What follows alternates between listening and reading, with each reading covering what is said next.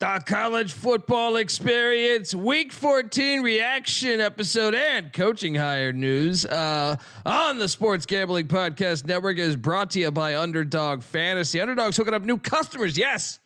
Play $5, get $100 in bonus funds when you sign up with our promo code. That is TCE SGPN. So do that. And remember, as always, folks, to let it ride.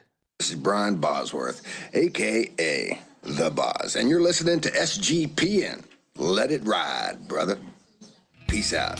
Boz out.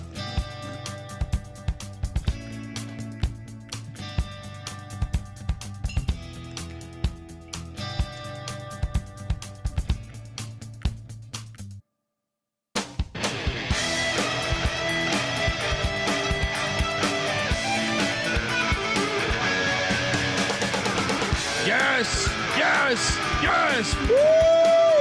Welcome to the college football experience, week 14 reaction episode and coaching news episode. All that coming together as one. YouTube.com/the college experience. Jump on over there, hit that like and subscribe button. Be a part of something. Don't be sitting over there all negative. Be a part of something. Hit that like and subscribe button. There is so much to talk about. Shout out to the chat. And yeah, we have a lot to unpack on this episode. If you're wondering who the hell you're listening to, my name is Colby Swinging Database Dan, aka Pick Dundee. That's not a pick. This is a pick. He was raised in the land down under, where a man thinks on his feet, speaks with his fists, and lives by his wits. When Dundee happened, he was a superstar. I'm probably drinking too much and celebrating too much and not sleeping. Would have killed a normal man, but no, that's gone. The medical advice I got from that was like being hit by lightning. Pretend it never happened and get on with your life. Shout out to the great GBO Farms. Not gonna do it. Not gonna do it, buddy. I respect you too much. To talk about that scent of piss. All right. Hope you're good, brother. I am joined by my co-host who has been lobbying with myself for that scent of piss to take home the fucking Heisman Trophy here. Give it up for the host of the college basketball experience as well. Former staffer at Austin Peay with the Governors, South Carolina with the Gamecocks, and West Virginia with the Mountaineers, Ryan McIntyre, aka Monette Line Mac. What's up, man? Quiet day in college football, right? I got it. I mean, I'm like a race car out of red, dude. All right. You can play my music first. I'm sorry. Yeah, I'm sorry. Well, you've gathered your thoughts. We're contractually obligated to play that. Mac tonight. Come on, make it Mac tonight. Let's get to the news. YouTube.com/college experience. We got a slideshow and everything. Big news is that Lane Kiffin is LSU's next head coach in the middle of a 11-1 Ole Miss season.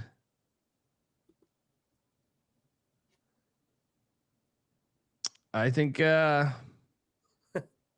have so much to unpack here. I'm disappointed in the state of college football. I'm disappointed in Lane Kiffin. I'm disappointed in I just don't think it's a good spot. I don't think it's a good spot for anything for what is this supposed to be about? You know what I mean? Like, I think he's a selfish prick, to tell you the truth, man. And I never met him a day in my life. He was friends with Mike Leach, was a friend of ours. I think he's completely selfish. I think he's, I'm dumbfounded that he would. I mean, I kind of sensed this was coming, but I just still think, like, why would you ever want to play for this guy? Why would it, like, because of a better opportunity came? A better opportunity couldn't have came next year. Florida State's going to be open probably next year, I would imagine. Michigan could be open. NC State, where his dad coached at, could be open. and so on and so on and so on. I mean, there's a million jobs could be open. USC could be open. Obviously, that would be the one I guess he wouldn't go back to. But there's a lot of other ones. Washington could be open if Fish left. Miami could be open. Who knows? With Cristobal had a bad year if he doesn't make the CFP this year. I'm sick of the narrative of like this isn't on Lane. This is a broken system. Okay, yeah, it is a broken system. Sure. The portal being I don't agree with the portal being in January. I think it makes more sense to be in April. But I still think like you are who you are. You know what I mean? You are who you are. You preach commitment to your team like every coach does. At least for that season these days.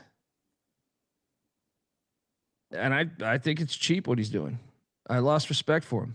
And, on the other side of things, I also think LSU, I don't think you got a better football coach than what you previously had. So Lane Kiffin to me and Ole Miss, they had a great season this year. They had a great season last year, but I also think the schedules were incredibly kind to them those 2 years. I don't know that it means this isn't going to be more of Brian Kelly at 9-3. Or you get up for the occasional 10-win season or whatever, and the SEC is going to a 9-game conference schedule next year. Good luck. I'm curious your thoughts on Lane Kiffin to LSU. Yeah, I mean, what wild shit. I mean, I am a Lane Kiffin fan. I don't agree with what he did. I would have stayed at Ole Miss. At least for one more year. If you want to leave, I just think you got something special, right? Like you got something special this year that you can conquer. Yeah, I would have finished it out. But I guess he feels like he maximized what he's got there, and he's jumping to LSU. But I'm not going to pass up an opportunity to coach in the playoffs and then potentially win a national championship. But I will say with Lane, like I know this is I see both sides, but Lane did significantly elevate this program. I mean, 3 straight double-digit win seasons, 4 out of 5, 55-19 in 6 years. Ole Miss sucked when he got there. Is that worth it when you make the playoffs for the first time ever? No, see, and he ditches. That's where, I think he puts him in a better position going forward because they're out of the doormat now. I mean, they were in the basement when he got there, but I think he should have stayed at Ole Miss, see if he could have went on a run, been the greatest coach potentially in Ole Miss history, rather than potentially just another guy at LSU. That was my whole thing. But there's also other elements to this, like kind of just digging more and more. His daughter is dating one of the LSU football players. I mean, that's that's really gonna last. No, probably not. But he's been on record over and over saying early in his career that he fucked up his whole family life because he prioritized the job. So now, I feel like he's overcompensating to the other side, and he just wants his family to be happy. So, but I don't think he should have taken the job. I think he should have stayed at Ole Miss. I think we forget Lane's only 50. He's been a head coach since 31. I feel like he's been a head coach for 20 years because he has been, but he's only 50. So I think he's just entering his prime, and I actually think he's going to do really well at LSU. I think he's going to win a national championship at LSU, to be honest. Really? I think he's a really good coach. I think he's gotten better and better. And the narrative that everybody talks about Steve Sarkisian, the best play caller in the game, I think it's this guy. I think this guy's way better than Sarkisian. I do too, but I also think he's one of the guys that you could say hit a triple. What the Jim Harbaugh comment? I mean, his dad was it does kind of gave him opportunities. Yeah, I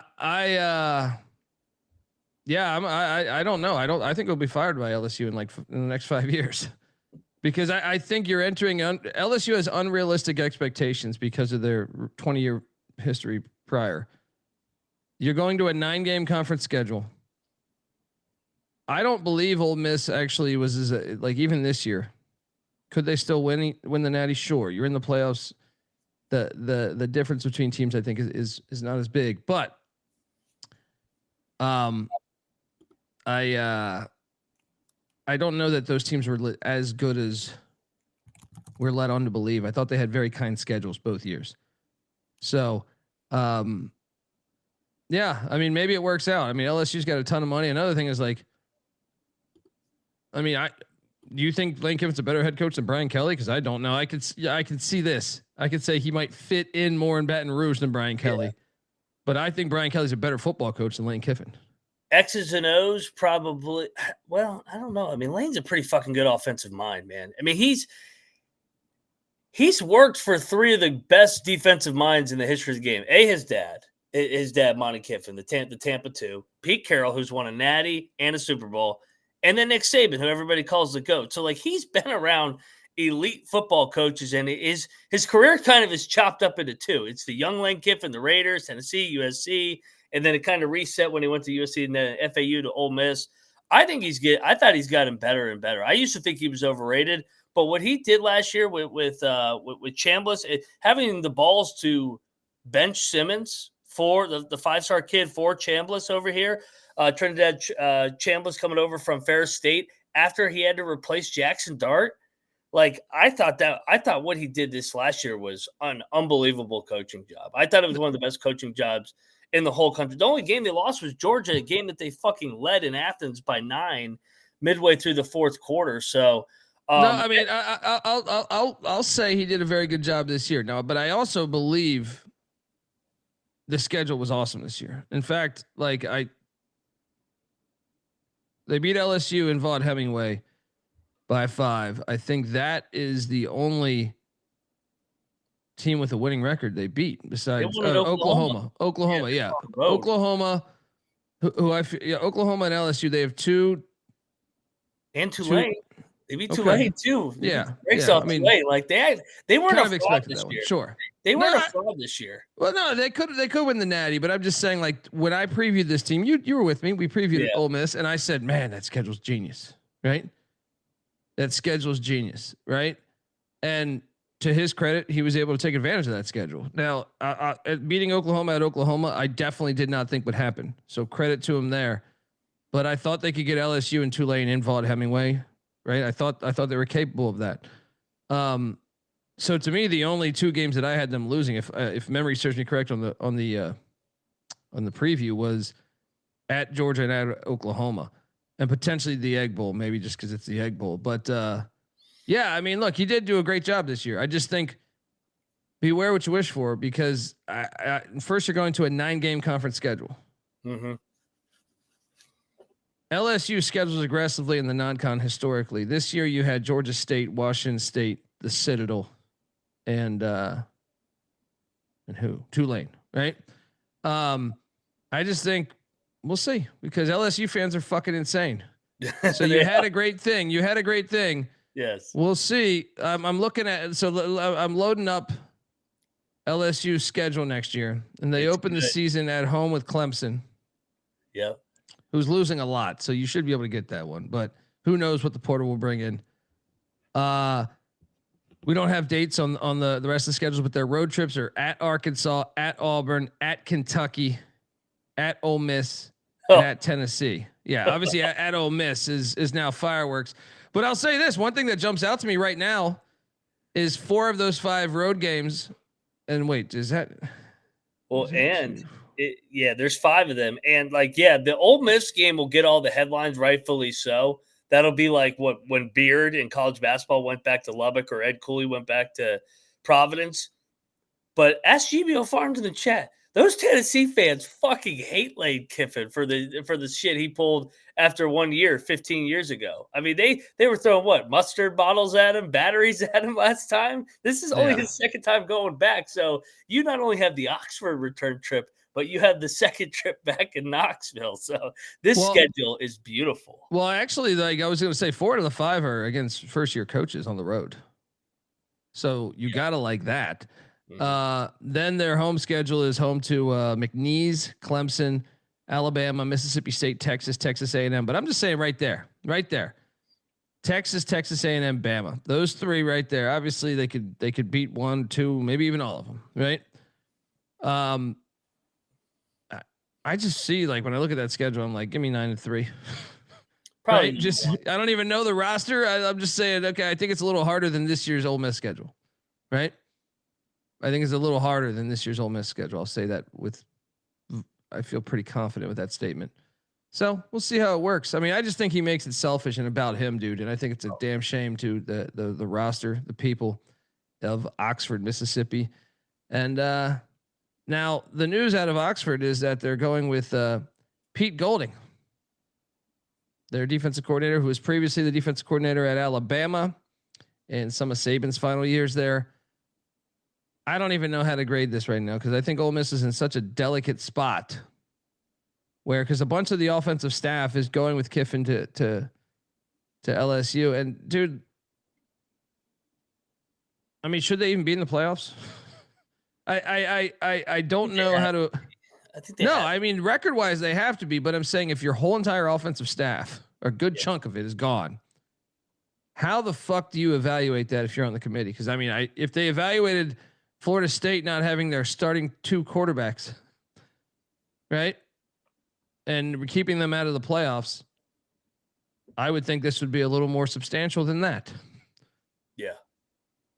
Well, like you said, most importantly, they're losing Lane Kiffin, who's and Charlie Weiss Jr., their OC, with them. Like, yeah, and they're putting a coach that's never been a fucking head coach. Yeah. Like they should be in because of their resume, but like they penalized Florida State 2 years ago. What are they going to do with Ole Miss? Yeah, I don't know, man. I feel really bad for the people of Oxford. You've been waiting your whole life for a season like this. You get this season. I just can't believe that I just can't believe it. I can't. I mean, I kind of suspected this was happening, but then I thought, you know, maybe he would come to his conscious of like, dude, this is a special year. You know, But wasn't it always going to end this way? It always ends dirty or messy with Lane. Like, there's no way it was going to be fucking clean and pretty for Lane going out. And then I'll go back to the third baseline by Harbaugh, even though it was directed towards Ryan Day. I think that continuously goes for that. Like, this speaks of him kind of being a spoiled dude who got the advantages of all that. You know what I mean? Oregon State went to hire Brent Vegan this year, right? Montana State's head coach. Shout out to Patty C giving us $10. I'm assuming that's another Patty C.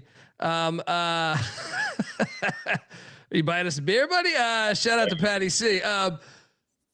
So Brent Vegan was all ready for the Oregon State job, allegedly. They had offered him the job, but he did not want to leave his Montana State team in the playoffs. And they're like, no, we need you to leave now. And Vegan's like, that I can't do that.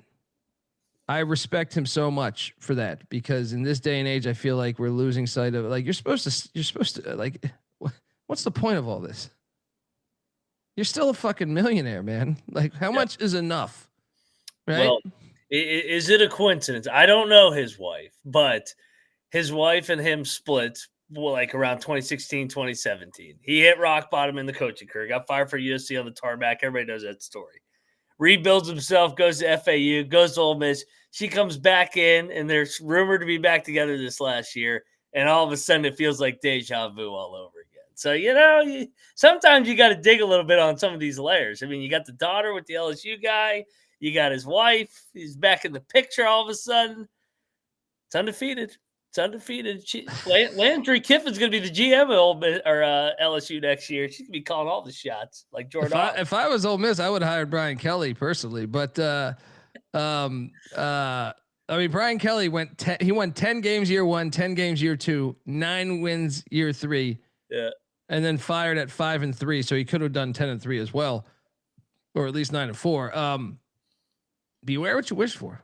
I just say that I don't see him killing it there, and I don't think he'll win a national championship at LSU. Just going to go out on a limb and say that. I think it's a different era of college sports over the past 5 years. If Orgeron was back at LSU, I would say he was not going to win a natty either, right? And same with Les Miles, and same with Saban. Yeah, we should hire Coach O. Bring him back. Well, that's the great thing is that Kiffin was the head coach at USC, just like Orgeron. Yeah, the head coach of Ole Miss, just like Orgeron. The head coach of LSU, just like Orgeron. Unbelievable. And Orgeron was on his staff in Tennessee and USC. Unbelievable. So hold on. So Pete Golding, see, I kind of want to shit on this because this isn't an interim base. I think it's moving forward. He's their head coach. It's a tricky spot because you might have been forced to make him your head coach. This might be like a Zach Arnett situation, completely different scenario, but you still have a chance to win a national championship. You want someone on the staff. And if he's saying, guys, I'm out of here, LSU's offering more money unless you make me a head coach. Then you're kind of stuck in a spot. You're like, I can't blame Ole Miss. My first reaction would be like, oh man, they're going to pay for this hiring. And then I'm like, wait a second, but what are you supposed to do? You're thinking you're going to be in this 12-team playoff. This is all just terrible for the sport, by the way. This is all terrible for the fucking sport.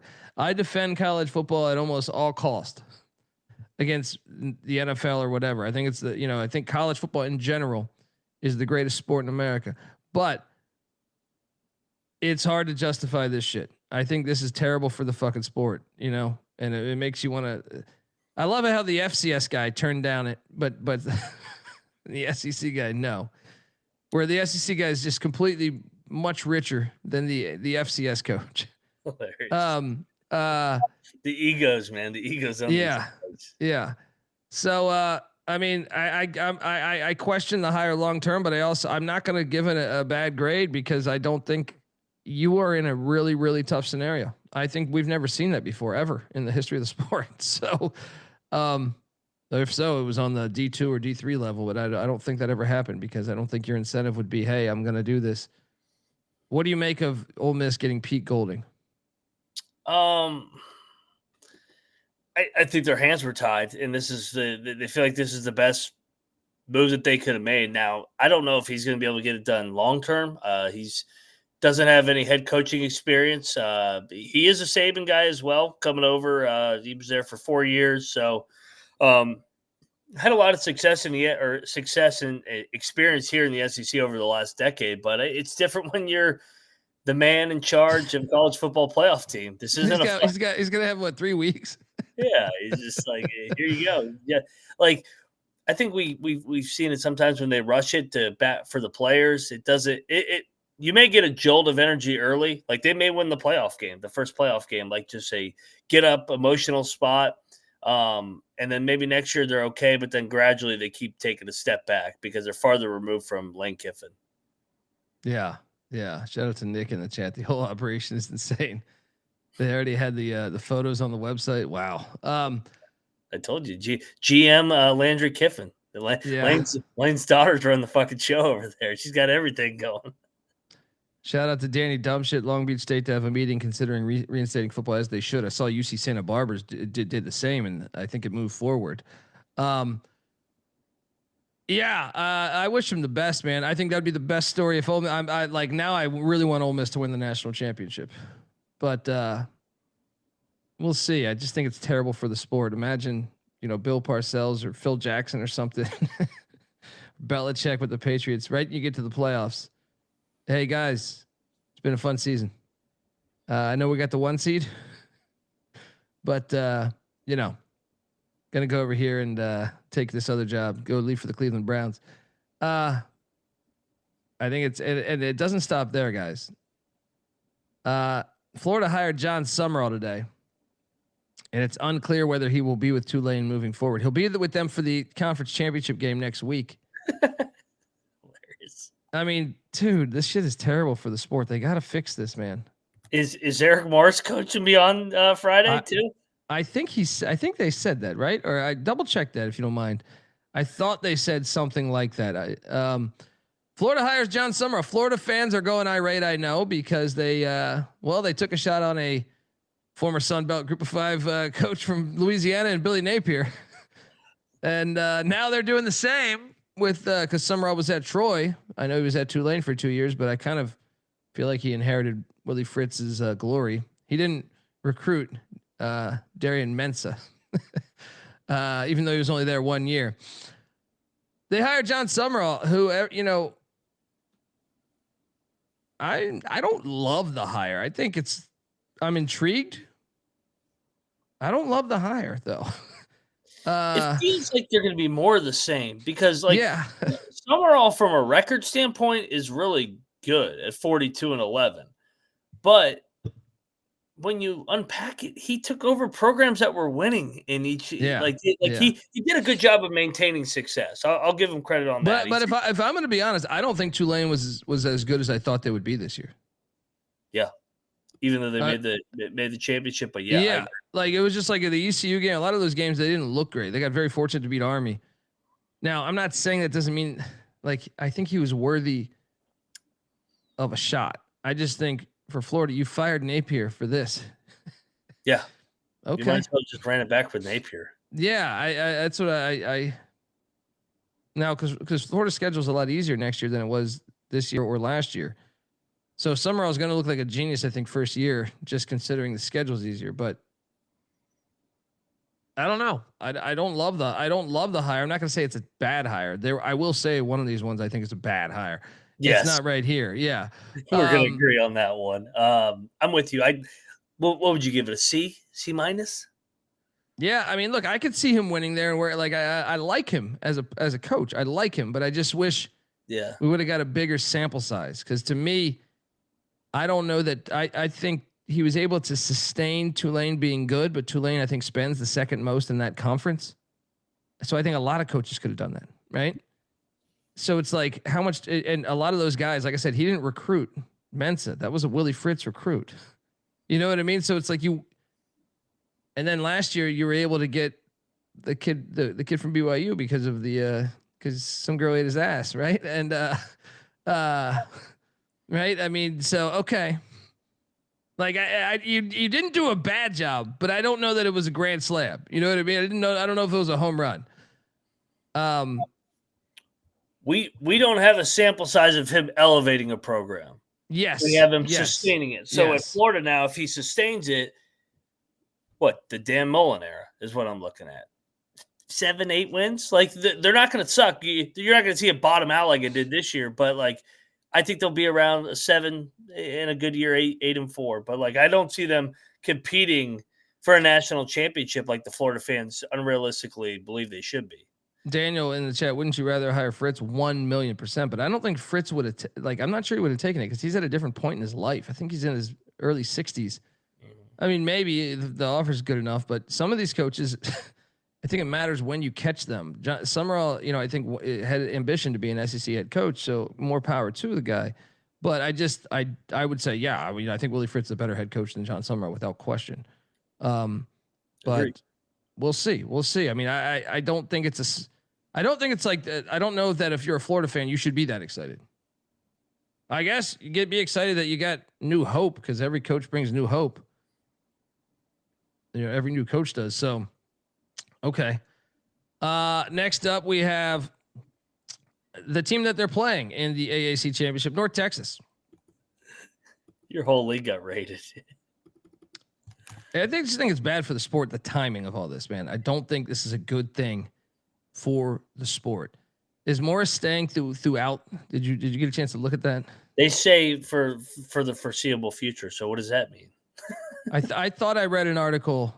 I might have been 12 drinks deep, but I thought I read an article saying he is down for if they make the playoffs, he's staying the course. Yeah. Which I commend him then. Now, Kiffin wanted to do this, right? But I think it's a little different. LSU is a rival of Ole Miss. The Magnolia Bowl is a fucking thing. Yeah.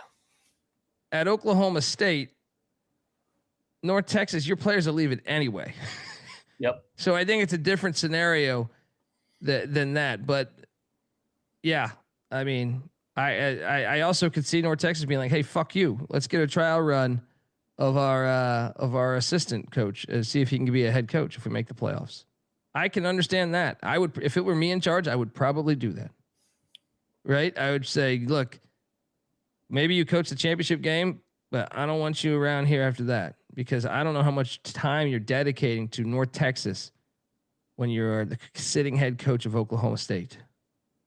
You know what I mean? And I'd rather take a shot on someone on my staff that I know would jump at the opportunity to see if he could become the head coach. It's an audition. Right? I I don't know about this hire either, man. I like Eric Morris because he's a Mike Leach guy. I'm a Mike Leach guy. Yeah. But in my opinion, the guy had one good season. Yeah. And he did it with Sam Houston State's defense coming in. Now, maybe he's smart enough to do that. So credit to him. Maybe he could do that again in Stillwater. But I got concerns, man. I don't know that this hire will work. The one thing I will that I do like is that he's like from the old school Big 12 air raid. So he's got familiarity in the league, playing at Texas Tech, working for Leach, being a Texas Tech guy, and also working at Houston as well. But I'm with you. He was on the hot seat going into this year. Yeah, he went from the hot seat to a Big 12 job. So I don't know. Maybe he catches lightning in a bottle. He's got his hands full on the rebuild job. I don't know how much money they got there. We kind of saw it, even though Gundy probably just refused to use it because he hated it. But I would have liked to see a bigger sample size with Sumrall. And Eric Morris didn't take over a dumpster fire at North Texas. Well, and another thing is North Texas's schedule. If you go back to our preview, very, very Ole Miss like, where we highlighted. I was like, this schedule's genius. Yeah. I don't know, man. I'll tell you this. If you're asking me so far, I would take the Sumrall gig at Florida over this one, right? There's a lot of variance with this one. Like yeah. the floor can fall out on this one. Oh, There's a lot of cha-cha-cha. If he doesn't get the dudes in Stillwater, then they could just get their ass kicked in a physical Big 12 now. And I think we got to throw the Pete Golding thing out. I don't think that's fair to grade considering the scenario. Yeah, we have no idea. So Kiffin to LSU, I think he'll keep the train going at 8-4, 9-3, 10-2. They'll make the playoffs some years, but I also think, in my opinion, I think they got worse as a head coach today than they did yesterday with Brian Kelly. That is, but I do think he fits Baton Rouge a little bit better, so maybe that will work out. And he fits the times, the portal, and then more than Kelly.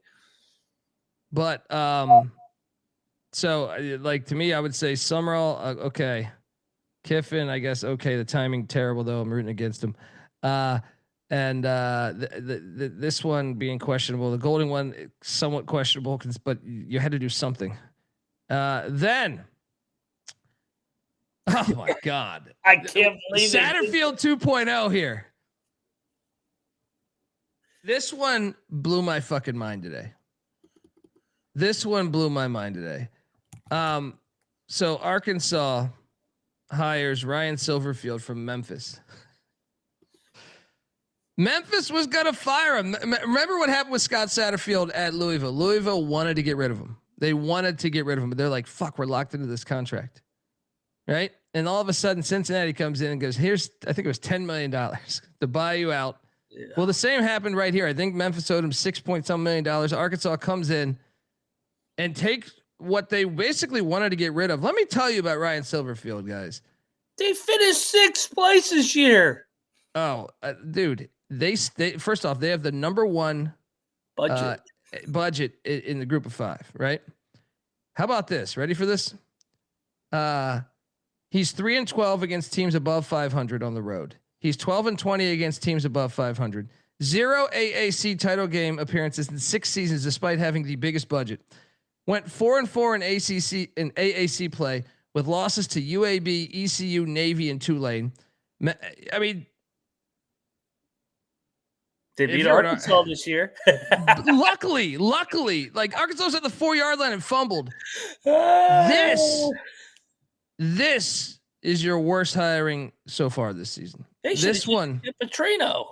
I'd say Pittman and Petrino way better to me. Like way better hires to me.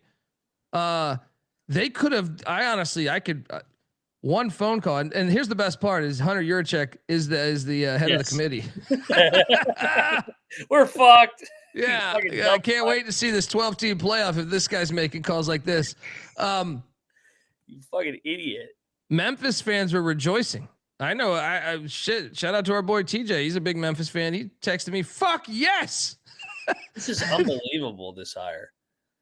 By the way, they should have just hired Gruden.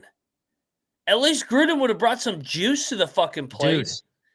I would have kept Petrino. I would have hired Gruden. I would have hired Orgeron. I would have gone and hired. I would have waited. You could have got Jonathan Smith today. You could I'll go on and on and on about who the fuck you could have. You could have got Bob Chesney, Jason Eck, Sean Lewis, Brent Vegan. You can go to the FCS ranks. I love that Lehigh coach. I forget Cahill, I think his name is. You could go on and on and on about. Even coordinators. Will Stein from Oregon. You could. There's Colin Klein from A&M. This one is unbelievable to me, and it's just damn shame because when I first got into college football, like Arkansas was like a really respectable program. You go back, I talk about this a lot, from 1954. And that's not when I first got into college football, believe it or not. But they went to the Cotton Bowl in 54. They had one losing season in Frank Broyles' first year in 58. But after that, they had a winning season almost every single season except one, all the way until 1990. Then in 1990, they had a new coach, went 3-8, right? But like this program was like a powerhouse, dude. Yeah. For a lot of it's unbelievable what they've turned into. Would you have hired Jeff Traylor over him? I know UTSA has had a bad year this year, but he's one of their own. He went there. Without question. I would have hired Gus Malzahn over him. I would have hired I can't believe that they hired Silverfield and Jim Mora. Jim Mora would have been a much better Chesney. Yeah, Chesney, no brainer. I would have called Willie Fritz. I would have called I'm probably forgetting. Bundy. I would have called Leipold. I would, goddamn, how do you make this move? He was at Memphis for 6 seasons, did not make it to one AAC title game, and he's they lost to UAB. He lost to UAB, and he got blown out by Navy in the last game. Let me tell you this: if you hire a coach from a sitting other team, like Tulane fans are probably sitting there saying, "Damn, Sumrall's gone." Now, not that much, I don't think, because they had Fritz before. Yeah.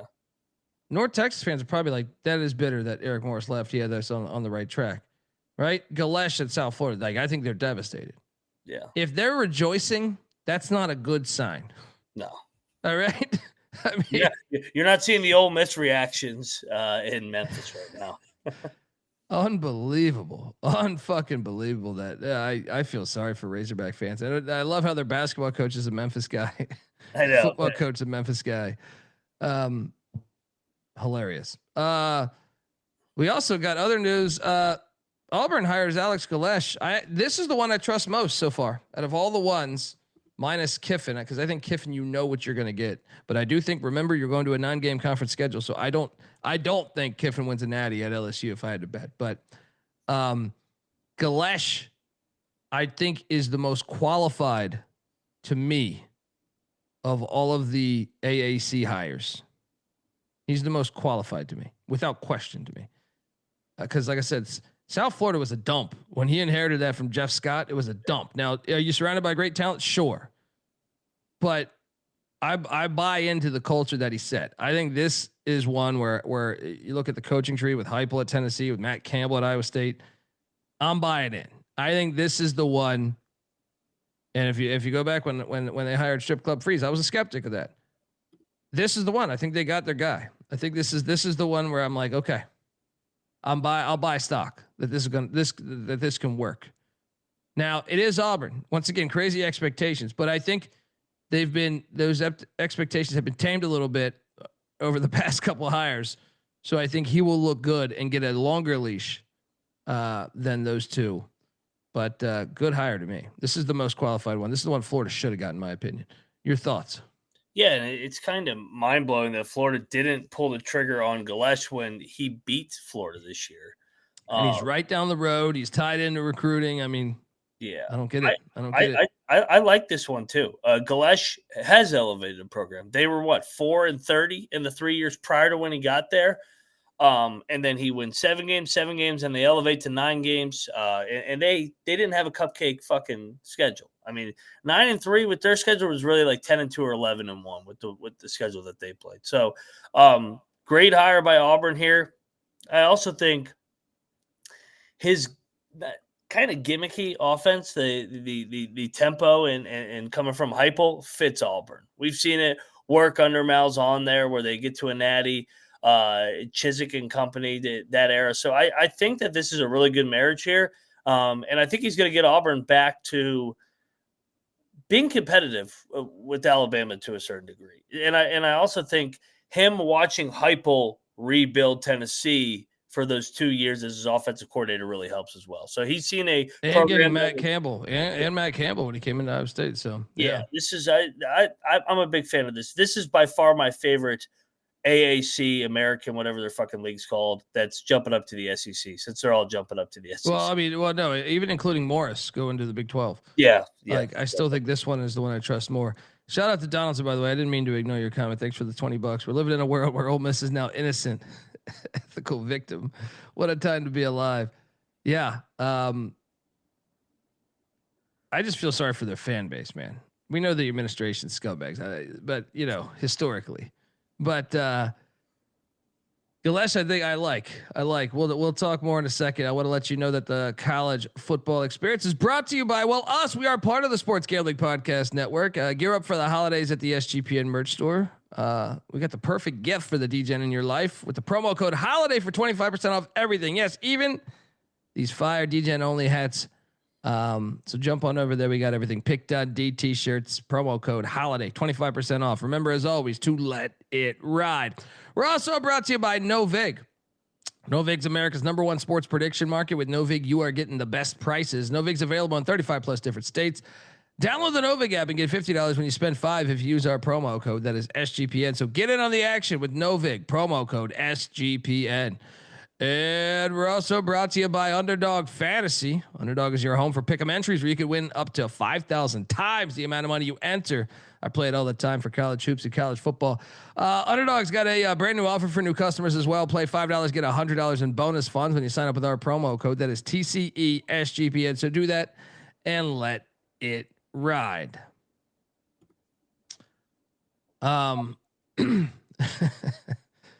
Chad's cracking me up. Yeah, I like the Alex Golesh hire, man. I like it, and I'm excited about the possibilities there. I'm gonna cut in for a second here. Well, I made this slide before this news came out. Stoops. Yeah, hang on. Let me share the screen here.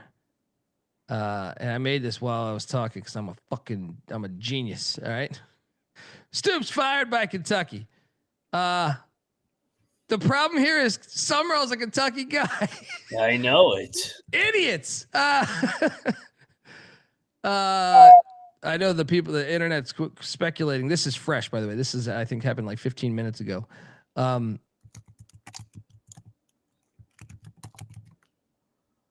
Okay. Hey, Kentucky. Hey, Arkansas. You could have hired Mark Stoops. No kidding. Can you go get him now? I mean, look, the minute that he landed in College Station on the plane, and then he was coming back, that shit wasn't gonna work out, man. You know what I mean? Like, I just didn't think it was gonna work out at that point. He was great for their program at the time. He did a good job, all things. I honestly think like he should be a football coach somewhere else. Yeah. So now I hear Dan Mullen talk already ramping up to Kentucky. I was hearing it at Memphis before, but where did the Cats turn, man? I mean, I would go all in on Bob Chesney with JMU. Harrisonburg's not that too far. I mean, what he's done at JMU for 2 years has been great. He was great at Holy Cross, and all the JMU guys do is win. Yeah. Yeah. I mean, do you think they'll call Mullen? Would you be happy if Mullen ended up at Kentucky if you're a Wildcat fan? I'd be happy. I mean, Mullen was good at Florida. Mullen won eight games at Florida. It got to an SEC championship, and they just, for whatever reason, got impatient with him. So yeah, I think Mullen would be good. I think Chesney would be good. I know Neil Brown's name will be thrown around there because he's an alum as well, a former coordinator for Stoops, but I don't know. That wouldn't excite me if I was Kentucky. Well, you're a little late to the game, Kentucky. Yeah, I know. Should have just waited a year.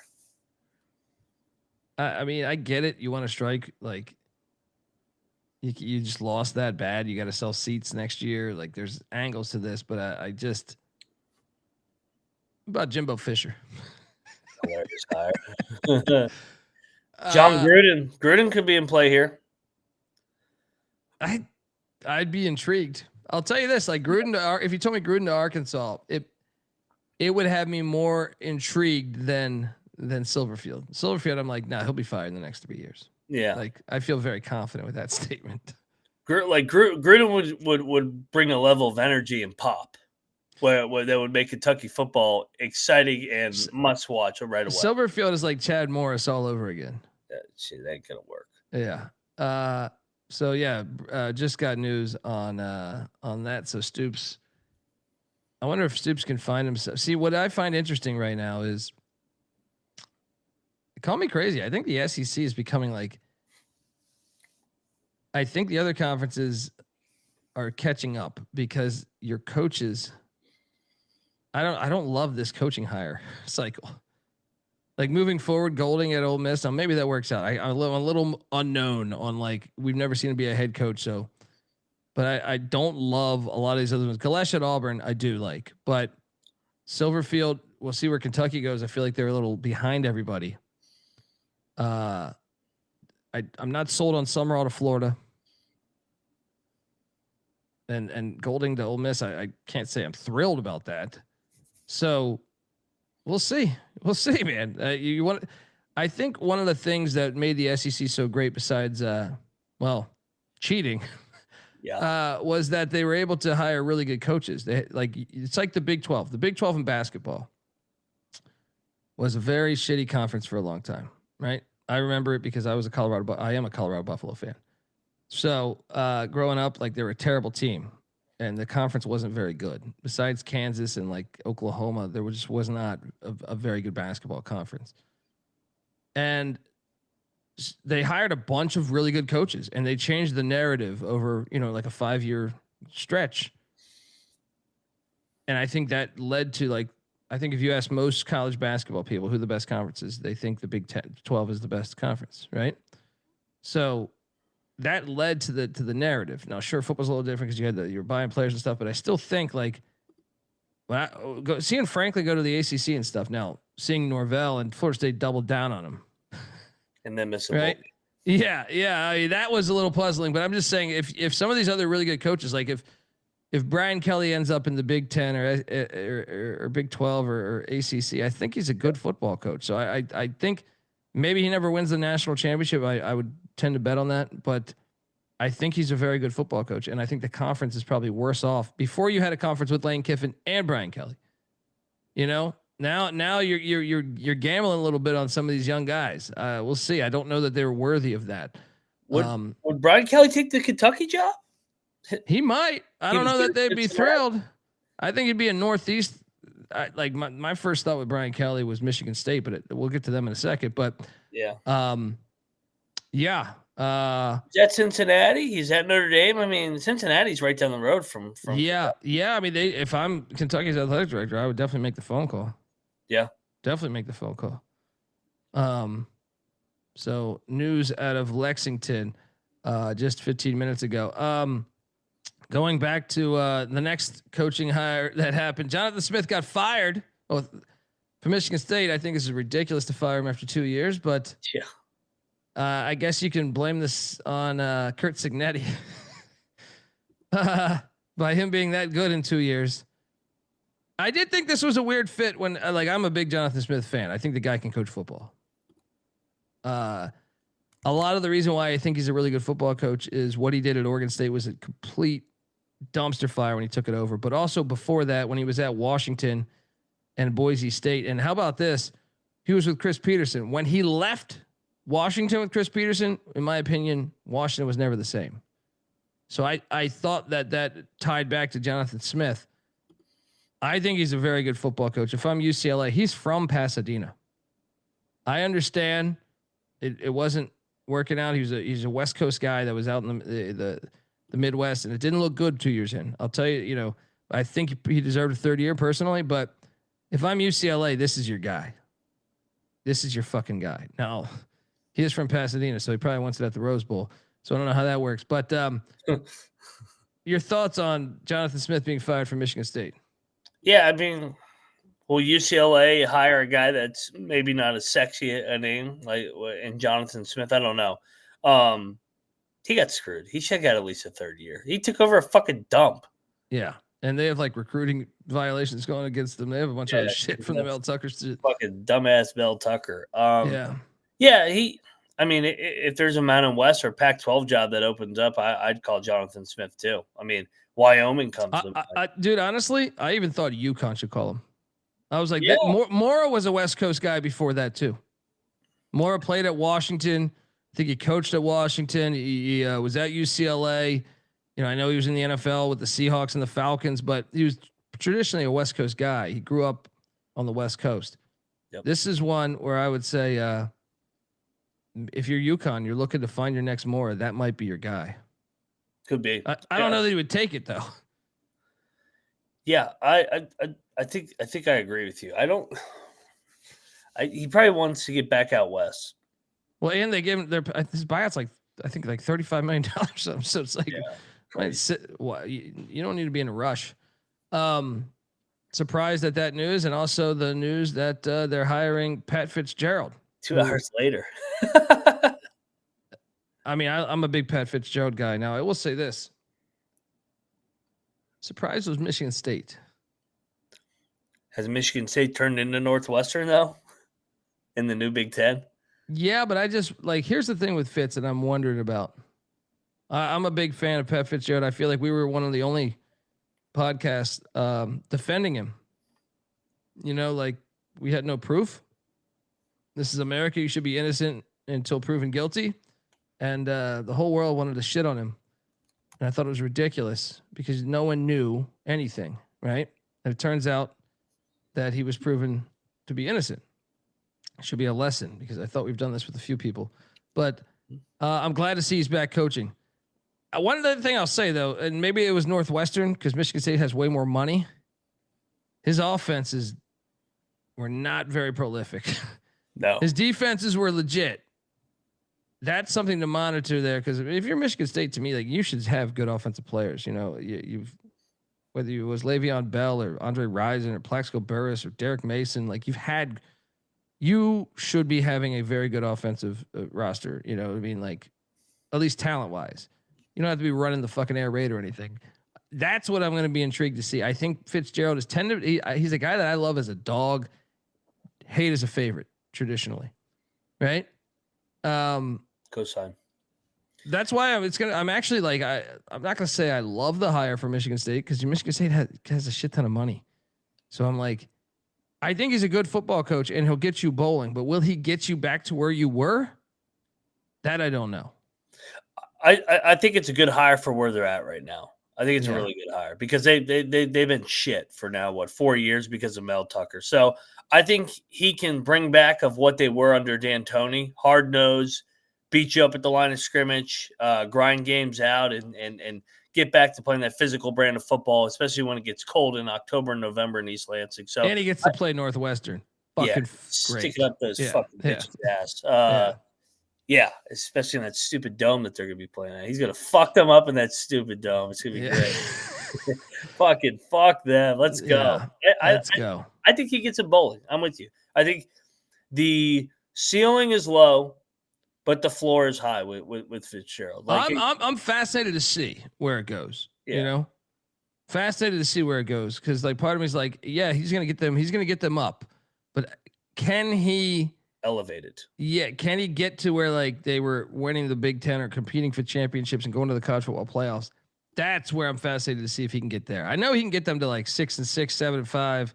It's the next threshold that I'm saying I don't know. So, I'll tell you what, I trust him more than the other coach in Ann Arbor.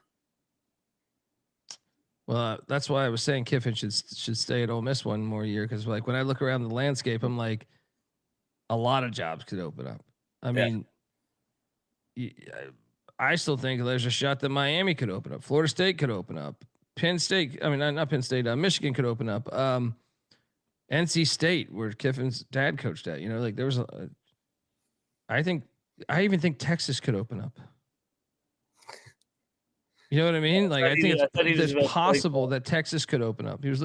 I thought he's the best play caller in the game. Well, wasn't he like flirting with the NFL too? Like, anyway, Michigan State hires Pat Fitzgerald.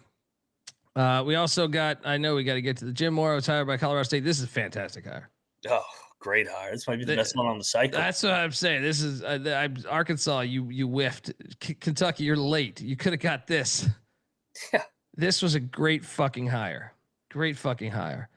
Shout out to Colorado State. Hopefully they play Dion. Two old Falcon greats going at it. And they're back in the Pac-12. So Jim Mora Jr. back in the Pac-12. He's there great. You go. Yeah, I think seasons. Come on, let's go. This is a slam dunk. Dunk. Yeah. And we also had this one. This one you almost wish you were a couple days late, but I think they were pissed off at Jonathan Smith for leaving also. Yeah. But Oregon State hires Jamarcus Shepard. He was at Alabama. I know the photo says Washington, but he was at Washington with DeBoer as well, and Bama. This was not on my radar. Yeah. It doesn't mean it's not going to work, but like I kind of thought Brent Vegan, why not just wait for Vegan? Yeah, no shit. Who's running to take the Oregon State job? What the fuck is Oregon State doing? You got to give us an answer. Like you're not LSU. Yeah. I mean, This Oklahoma State. I mean, I didn't know Fran Brown really well, and it worked out. Well, I'm not gonna shit on Fran Brown too much for this season because his starting quarterback got, a torn ACL in the second game, and they still upset Clemson that game as 21-point dogs or whatever. But, yeah, I have my concerns, even though I know he's a Leach guy. He was with Leach. Yeah, he was with Leach for a year or two, and he was a Jeff Brom guy. I mean, his resume is solid considering he's Leach, Brom, DeBoer guy. Yep. But I just did not see this one coming for Oregon State. I thought Jim Mora would have been one of the. I even said when they fired, I was like, Jim Mora is who they should talk to. They whiffed on Bronco Mendenhall last time. Mendenhall's a former safety who played at Oregon State. They interviewed him. They went with Trent Bray over Mendenhall. Just Oregon State can't get out of their own way right now. But I have no idea. This one to me, it's almost Pete Golding-ish to me.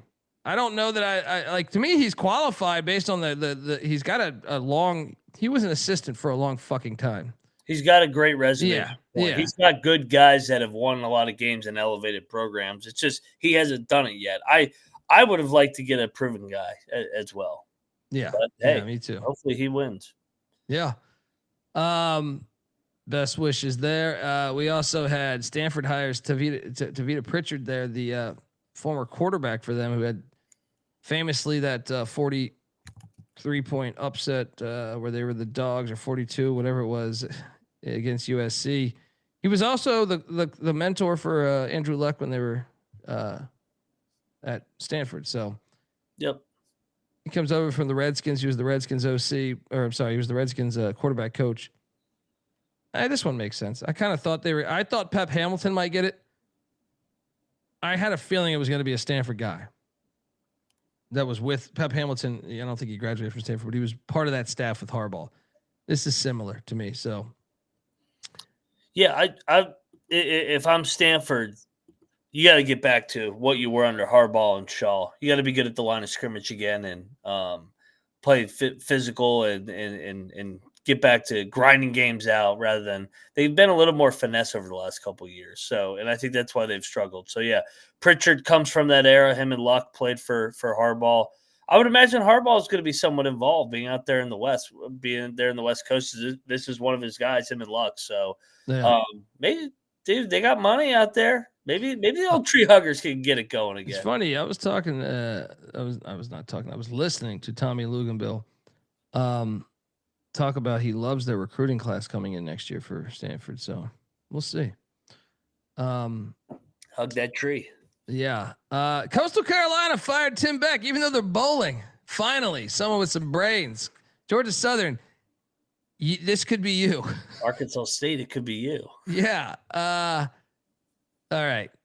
So 2 things happened today with Sumrall leaving Tulane and Coastal firing back. Orgeron needs to end up at one of these 2. So what I'm proposing to my audience, if you dial 1-800-PICK-DUNDEE, I'm proposing Biff Poggi to Coastal Carolina and Ed Orgeron to Tulane. All right, that's all we need for the world to correct itself. Tim Beck, I thought they hired. I jokingly said they hired the wrong Tim Beck. I actually believe that it might have happened because I was dumbfounded that this final year at NC State, his offense was like 118th or something, right? And then I was like, wait, they hired him? And the other Tim Beck was killing it at New Mexico State at the time. So I was thinking that that's what happened is like they asked the secretary to call Tim, get Tim Beck on the phone. She went and researched. She didn't realize that there was 2 Tim Becks that were offensive coordinators in college football, and they hired the wrong Tim Beck, and they just don't want to admit it. I think that's what really happened. Do I have any other proof? No. It's just I just don't understand why a 118th offense would be attractive, right? I don't like normally when your offense is in the 100s, you don't say, "Hey, let's get that guy," right? Your thoughts on the firing, even though he's been bowling every year. That's the only thing I'll say is like the floor. He never truly bottomed out. I actually thought he did a decent job this year. I was like I thought they rallied for him, but yeah. But dude, when they lost this year. Yeah, they were a little bit fool's gold, a little fugazi. 20 and 18, that's not good enough there. We saw what Chadwell did, even though Chadwell is completely bought. I wonder if they could bring. I wonder if they would offer Chadwell the job back. Yeah, I mean, he may need to get out of Old Liberty with the way they've been tanking. Let me just explain what I mean. Is like when they lost. They lost to Virginia by 41. They lost to ECU 38-0. They lost to Old Dominion 47-7. They lost to South Carolina 51-7. They lost to JMU 59-10. Did they have one win against a team with a winning record? I don't think they did. No, that's probably why they got fired. Yeah, they're full school. They were never good. Yeah. Hey, I got a name for you, Neil Brown. I think that would work. Do you know who their opener is next year? Is it Troy or West Virginia? It's in Morgantown. Okay. I was like, oh, this would be great. But Neil Brown returns to Morgantown to take on Rich Rod. Here we go. Could they hire the right Tim Beck? Oddly enough, they should hire the other Tim Beck. He would be at the honestly like that's one Arkansas should have hired. I think because that dude was a head coach at Pittsburgh State and he killed it. He won a natty or 2 there. I think he's well qualified to be a college football head coach at the FBS level. So if they hired him, that would be fucking classic. But yeah, the mullet Mike Gundy would work there too because he already had Chadwell's mullet. Yeah, I mean. You got to think Gundy would work at any of these fucking AAC jobs. I don't know. I mean, he said according to his brother, he wants to get back into coaching. Yeah, I mean, I would think he works at North Texas. That would be funny, just be a straight up swap, Morris for Gundy. Yeah. I think he'd work at Tulane. I think he'd work at Memphis. Bobby Petrino at the school that created their football program with Hooters money. The creator of Hooters, Tim Brooks, I think it is. Yeah. That shoe fits. Trina would be great at Memphis. He would kill it too. He would kill it. Memphis too. Yeah, he would. Yeah. Shout out to Coastal that has that job open. And then we have Southern hires Marshall Faulk, Colorado's running backs coach. Look, I see the logic here. Obviously, he's one of the best running backs in NFL history, but also,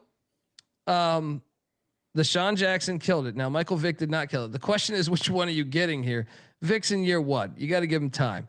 But Deshaun Jackson was a slam dunk hire, just like Dion was at Jackson State, right? So you have a little bit of Eddie George, even at Tennessee State, it worked out. It took a few years, but it worked out. So what? 3 of the 4 former players. I know Chris Dish was at Texas Southern. That one's still on the fence. Your thoughts on Marshall Faulk going to Southern? Why not? Take a shot on it. He's from Louisiana too, dude. Yeah. It makes sense. Take a shot on it. Yeah, I mean, Dion had success. Deshaun had success. I think Vic will have success. I think you get the energy going at that program, getting an NFL legend. So why not? Let's see what Marshall Faulk can do. He's got to hire a good staff like the other guys have. Yeah. And shout out to Nick. Southern did. We had them on the morning show as me and Terrell took them as moneyline dogs against Grambling. 11.5-point dogs. They got it done in a great game. All right. Well, that's the coaching front. All right. Let me see what else I can do here. Let's get, because we're supposed to talk about these games, man. There's so many goddamn hiring today. I was sitting there telling my wife, I was like, gosh, I'm going to end up doing a 10-hour show. Yeah. Nobody remembers who played yesterday. Yeah. All right. Before we jump into this, I want to tell you that the college football experience is brought to you by Rhythm. Rhythm is crushing it in college football and college hoops as well.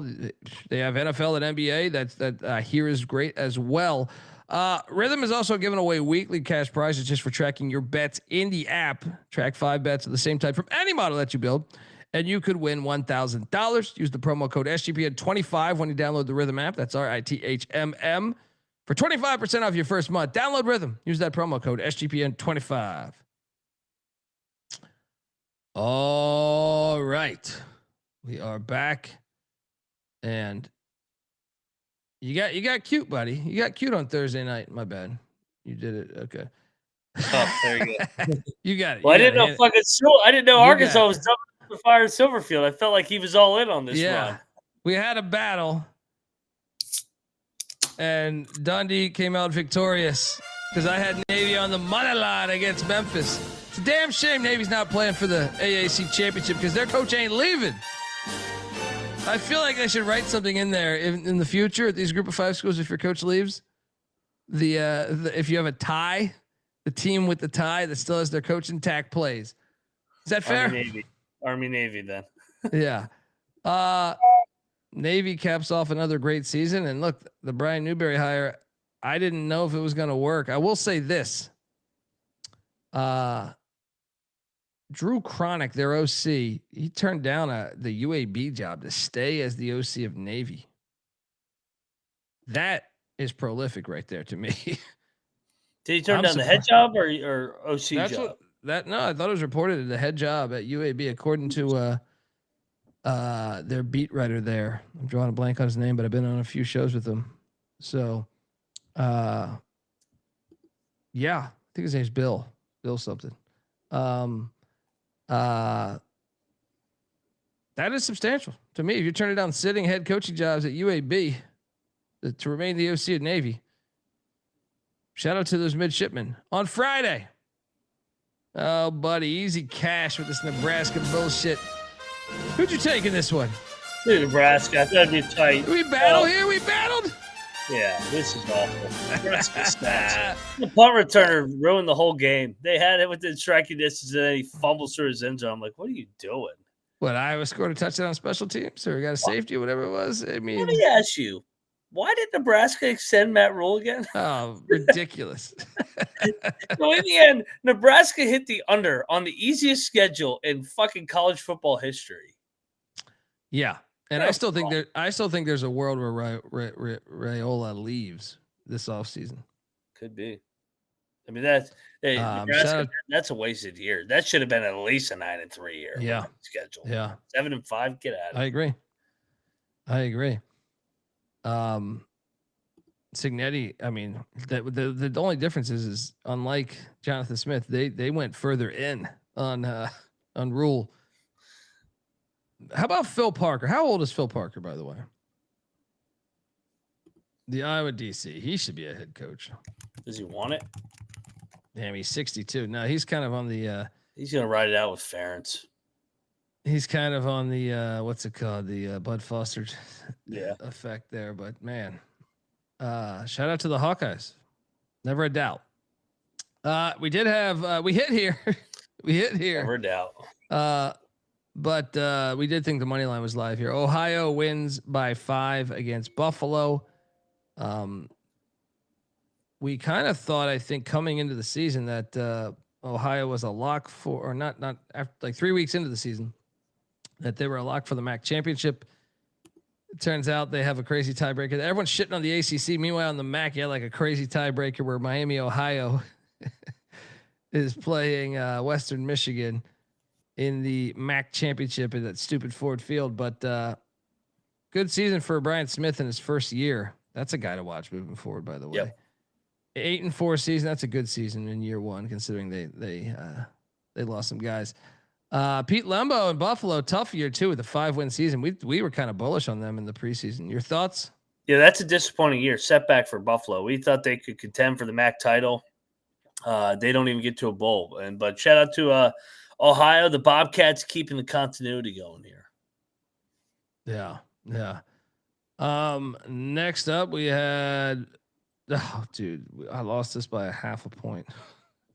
I was laying 10 and a half. The right side, it was not, but still, I was like, come on. But hey, 10-win season. There's speculation that Whittingham. Someone asked Kalani Sitake this at the presser, but I would assume if Whittingham left, he would have already announced it, right? Retire. Yeah. Maybe. Or do you maybe use the bowl season to think about it? He's definitely going to finish the bowl season out because, like, I mean, he's the guy that strikes me. He wants to finish it off. They have the coach in waiting and Morgan Scalley. Yeah, like, I mean, he can. The coach in waiting can be recruiting the next year in the portal. Whittingham doesn't have to do that. He gets to do his last bowl game, and you right off into the sunset. So, hey, 10-2, a nice bounce back year for Utah. Jalen Daniels. Really disappointing end to his career. I'm going to say Lance Leipold too. I mean, look, it's not an end to his career, but Kansas got the biggest donation in college football history a few months back, $300 million, or in college athletics history. We'll see what Leipold can do with that, but I was very disappointed by the season. He's got a knack for losing fucking close games this year. I mean, they were in a lot of these games. They had a 17-point lead against Missouri, ended up losing by 11. Right. And that was that wasn't a first quarter lead. That was like mid game, 17-point lead. Cincinnati, they had a lead in the final minute. They lose, right? Defense couldn't stop anybody. Similar situation with Arizona, up the whole game against Arizona, but the Wildcats made the plays down the stretch. And I think you could even say this game to a certain extent. Disappointing year. I'm curious to see what Kansas does moving forward because, I mean, I don't think Leipold's job is in jeopardy. But I do think he's got probably 2 years to figure this thing out. But that money will help. I'm curious how much money they'll allocate to football as opposed to basketball and baseball. But I would assume football is going to get a big chunk of that, being it drives the bus in college sports. But disappointing. I had them as a team that could potentially win. I thought they could be a sleeper in the Big 12 this year, and I was wrong. Yeah, so. We've been talking about sleeper the last couple of years. Daniels. Health, inconsistencies. I mean, those 2 interceptions in the red zone were god awful. So we'll see what they look like life after Jalen Daniels here. Royal flush. Do I think if Cincinnati loses its bowl game that Satterfield will be fired? Should be fired. I already think he should be fired, but I don't think he'll be fired this year. I think he's back next year. It's hilarious that they were 7-1 and they lost out like we joked about. They only had one win against a team with a winning record, and that was when they had. If you watch that game, I think you would be convinced that Iowa State was better than Cincinnati. Yeah, their whole team was injured. They had both their kickers were out, so every fourth down they had to attempt. With the offense, so they were like going for 4th and 8s and shit. I think Iowa State would have won that game had everyone been healthy. Yeah. Shout out to Whittingham and the Utes. Any chance they're in the playoffs? No. Yeah, I know. I just had to do that contractually. Next up, oh boy, Carney. We nailed this. This guy's a good coach. They go into DeKalb and win a 5th game. When you consider, and honestly, I was doing a deep dive randomly because I just. I'm up weird hours. My son will wake me up screaming and shit, and then I can't go back to sleep. So I'm just thinking football like I always do. I was looking at Kent State's schedules back 20 years ago, 30 years ago. Because at one point they were producing a lot of very good pros. I mean, they schedule ridiculously in the non-conference. I know. They were at Texas Tech, at Florida State, and at Oklahoma this year. If you just replace those, they didn't do that 30 years ago, 20 years ago. They did not. They might have done one of those, but most years they didn't even do those. If you want your path back to stability, okay, I understand they pay you a lot of money to keep it keeps the lights on and everything, but how about you limit that? Because I remember Sean Lewis did, that was the most ridiculous one. I think Sean Lewis's final year, they played at Georgia. I want to say it was at Oklahoma again and at Washington. And I think 2 of the 3 made the playoffs, right? It was ridiculous. You're never going to be able to make a bowl if you're doing 3 ridiculous bye games like that. Yeah. So look over at Toledo, look over at Ohio, and do it a little wiser. Do it a little wiser. All right. 4-4 in MAC play, man. What a year for Carney. Well-earned job. Did as good a job as anybody in the country that nobody will talk. He 100%. Arkansas should have hired him. College game day. Honestly, I mean, yes. He's a better football coach than Silverfield based on my sample size that I've seen. Shout out to him in Northern Illinois. Best of luck next year in the Mountain West. Now, I know your whole team left and you're getting a bunch more money for going to the Mountain West. Maybe that will pay off. But man, that was bad last year. Just 3-9. The Huskies were. The Egg Bowl. So I know we locked up Mississippi State on the show, and I know we got intel before the game, and I talked about it on the morning show. If you caught this, I did not bet Mississippi State because we got intel, I think on Thursday day during Thanksgiving, that Blake Shapen was not going to be playing for Mississippi State. So I did pull my bet back. I'd never bet it, and at that point, I had not bet it yet. So I know we locked it up on the show, but once I got that intel, shout out to we had a fan whose sister was dating him. That was how we figured that out. Shapen or Taylor? Shapen. So we got a DM saying, "Hey, dude, my sister has been dating Shapen for a while. He's not playing on Thursday night." Appreciate that intel because that I would have lost money. So who knew what we're building over here, Mac? But did you go in on this game? I bet Mississippi State. I was playing the Lane distraction piece. That was my whole handicap. I get throw out the Lane emotions from today, yesterday, after the game. Lane had those guys ready to play, man. And I give them credit. They that was one layer. We'll see the next layer. Yeah. Yeah. I mean, dude, Ole Miss was a better team. That also sucks that game was at fucking 11 a.m.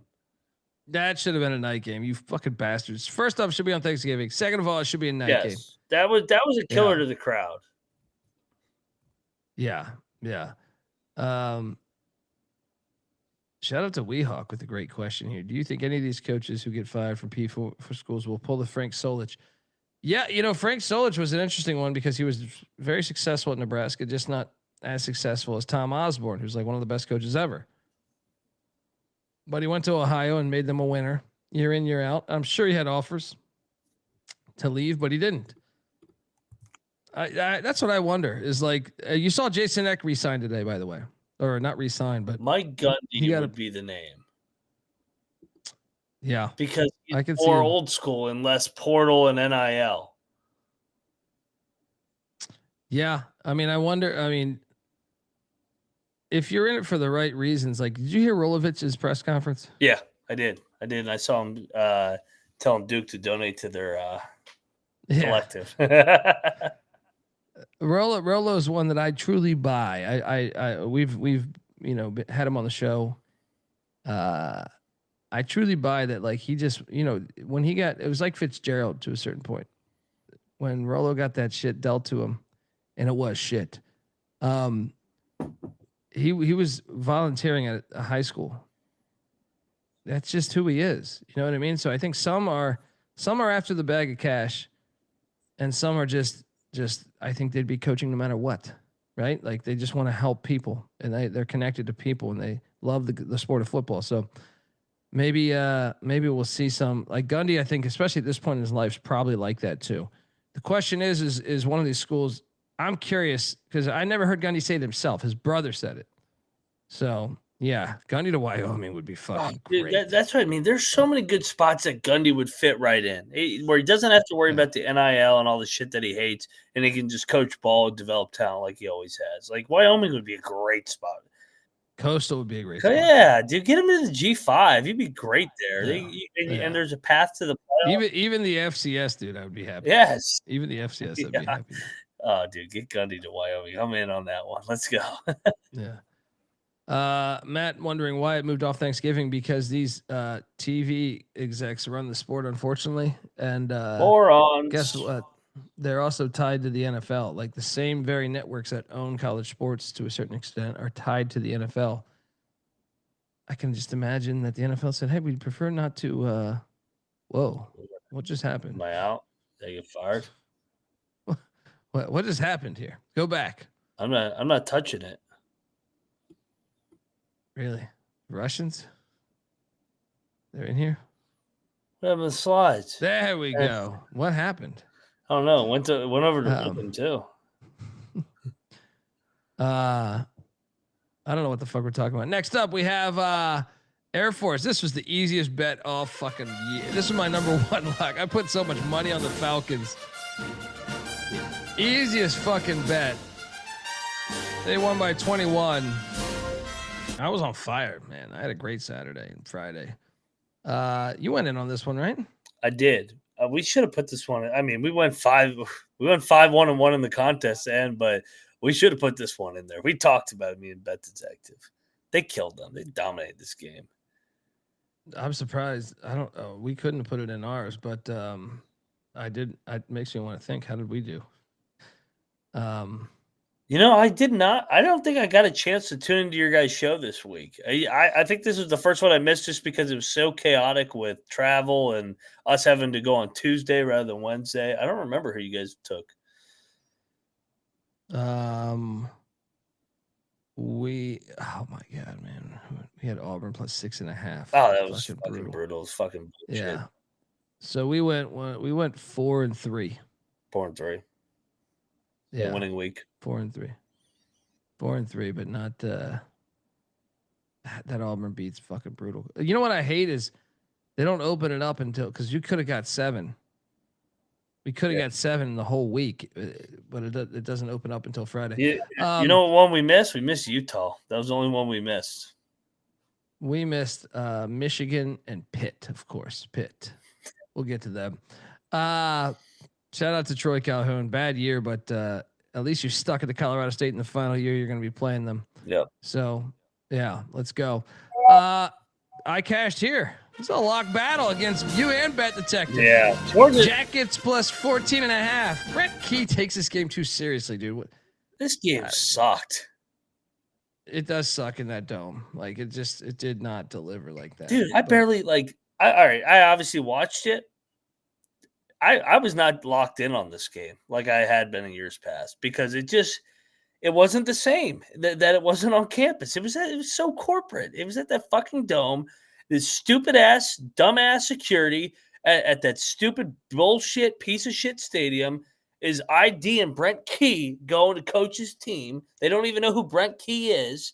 What the fuck are we doing? Fuck this game. This game was stupid. It was terrible. It should always be on campus.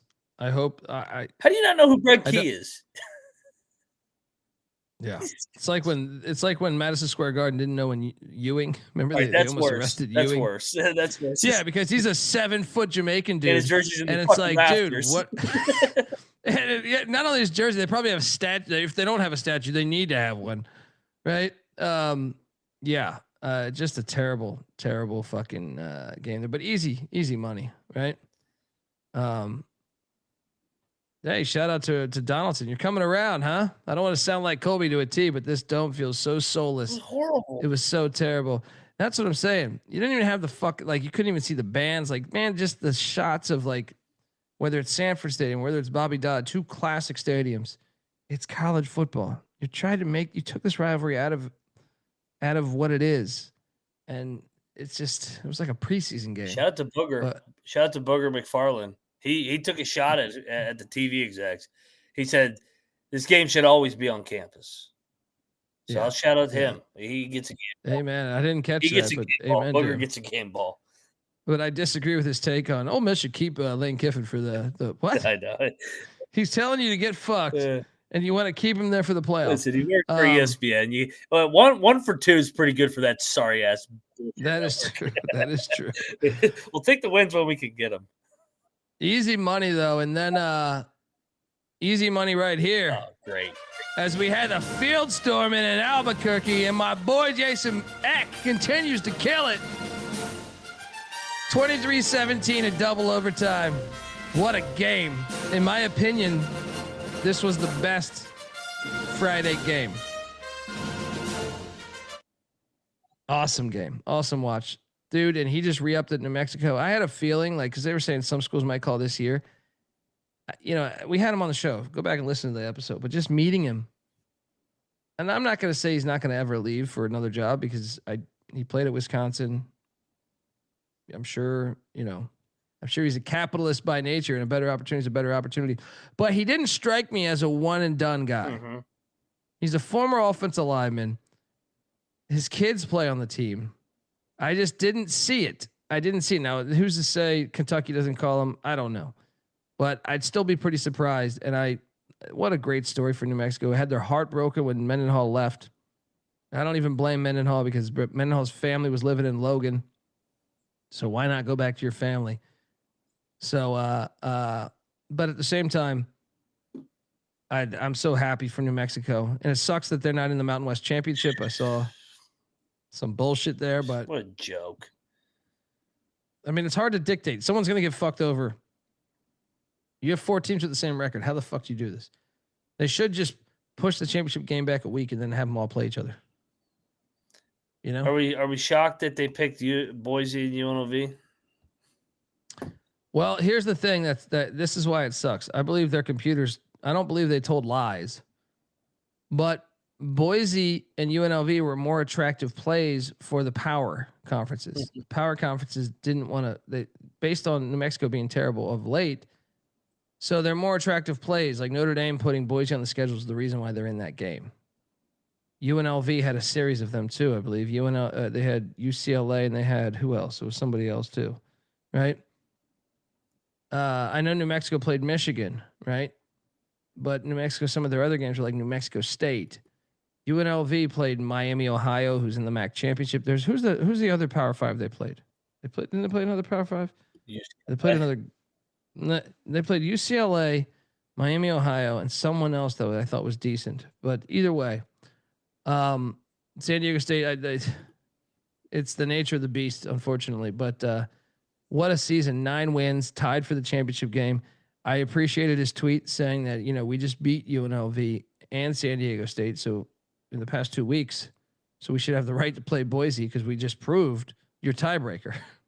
Yeah, and they did. They did in that regard. They completely did. X great. Don't give a fuck, dude. They started 0-2 in league play and they ran off 6 in a row.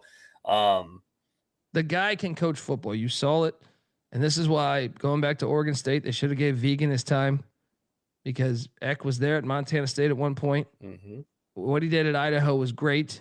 They were terrible before he got there. He took them and got them.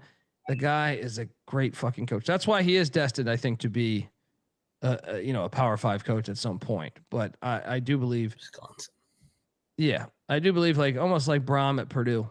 He didn't get bought the first time because he said man, I owe it to my players. I commend Jeff Brown for that shit. He owed it to his players, but he said he even told his players then that Louisville's my dream job, but I can't take it right now. And then he took it the second time around, and I don't blame him for it. Shout out.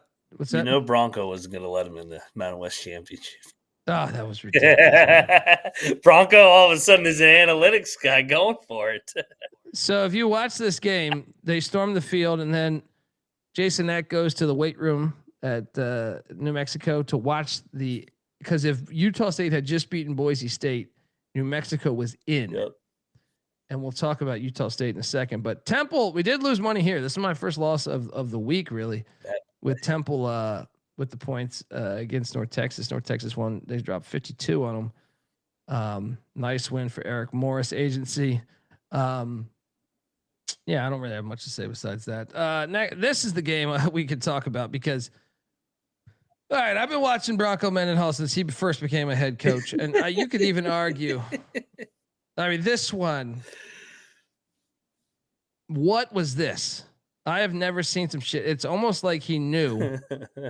It's almost like he knew that New Mexico needed him to win. Now, I know he probably didn't know that and didn't think that. I believe he's a high character dude, but if you were watching this game, Utah State up 5 at the 10-yard line goes for a 4th and 2. They're at the Boise 10-yard line. They go for a 4th and 2 a field goal could make it an 8-point game. They don't get the 2. They call QB power to Bryson Barnes. Doesn't work. Then Boise ends up, fumbling. I think it is later. And this isn't both in the fourth quarter. Then Utah State has the ball at their own 40-yard line at a 4th and 1. And he does not punt. And he goes for it with the QB power, and they get stopped again. That is the one that I'm like very suspicious on. The other one, I'm like, I can see the case, even though the field goal would make it an 8-point game. You would think the defense had been great against Boise's lackluster offense all game. But this one, because you're giving them the ball right there, was absolutely ridiculous. Like this one, made me think like, man, Mendenhall wouldn't do this. So you could sell me on the 4th and 2 inside the 10, right? Even though I this one was like, what? Yeah. They ran quarterback power both times. It's fucking stuffed. Well, I mean, Bryce, the pig farmer normally gets that. I understand the play call, but I just don't understand why you would go for it at your own 40 with 4 minutes left, up 5. Pump the ball, trust your defense. They've been playing well, bad weather. Yeah. There was bad weather in this game too. Yeah, it was snowing at that point too. That's what I'm saying. Like, what was that call? If you're a New Mexico fan, you truly hate Bronco Mendenhall. I'll say that because Boise ends up stopping him and then scoring. Unbelievable.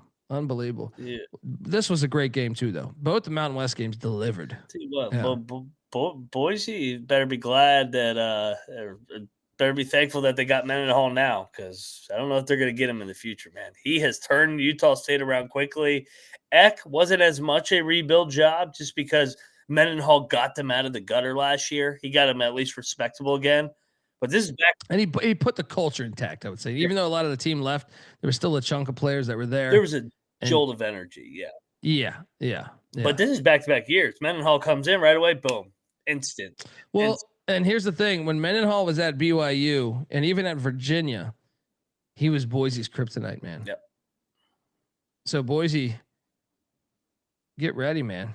Get ready. We got Jim Mora at Colorado State. You got Entz had a great year at Fresno. Your new Pac-12. I think Rogers is building something in Pullman.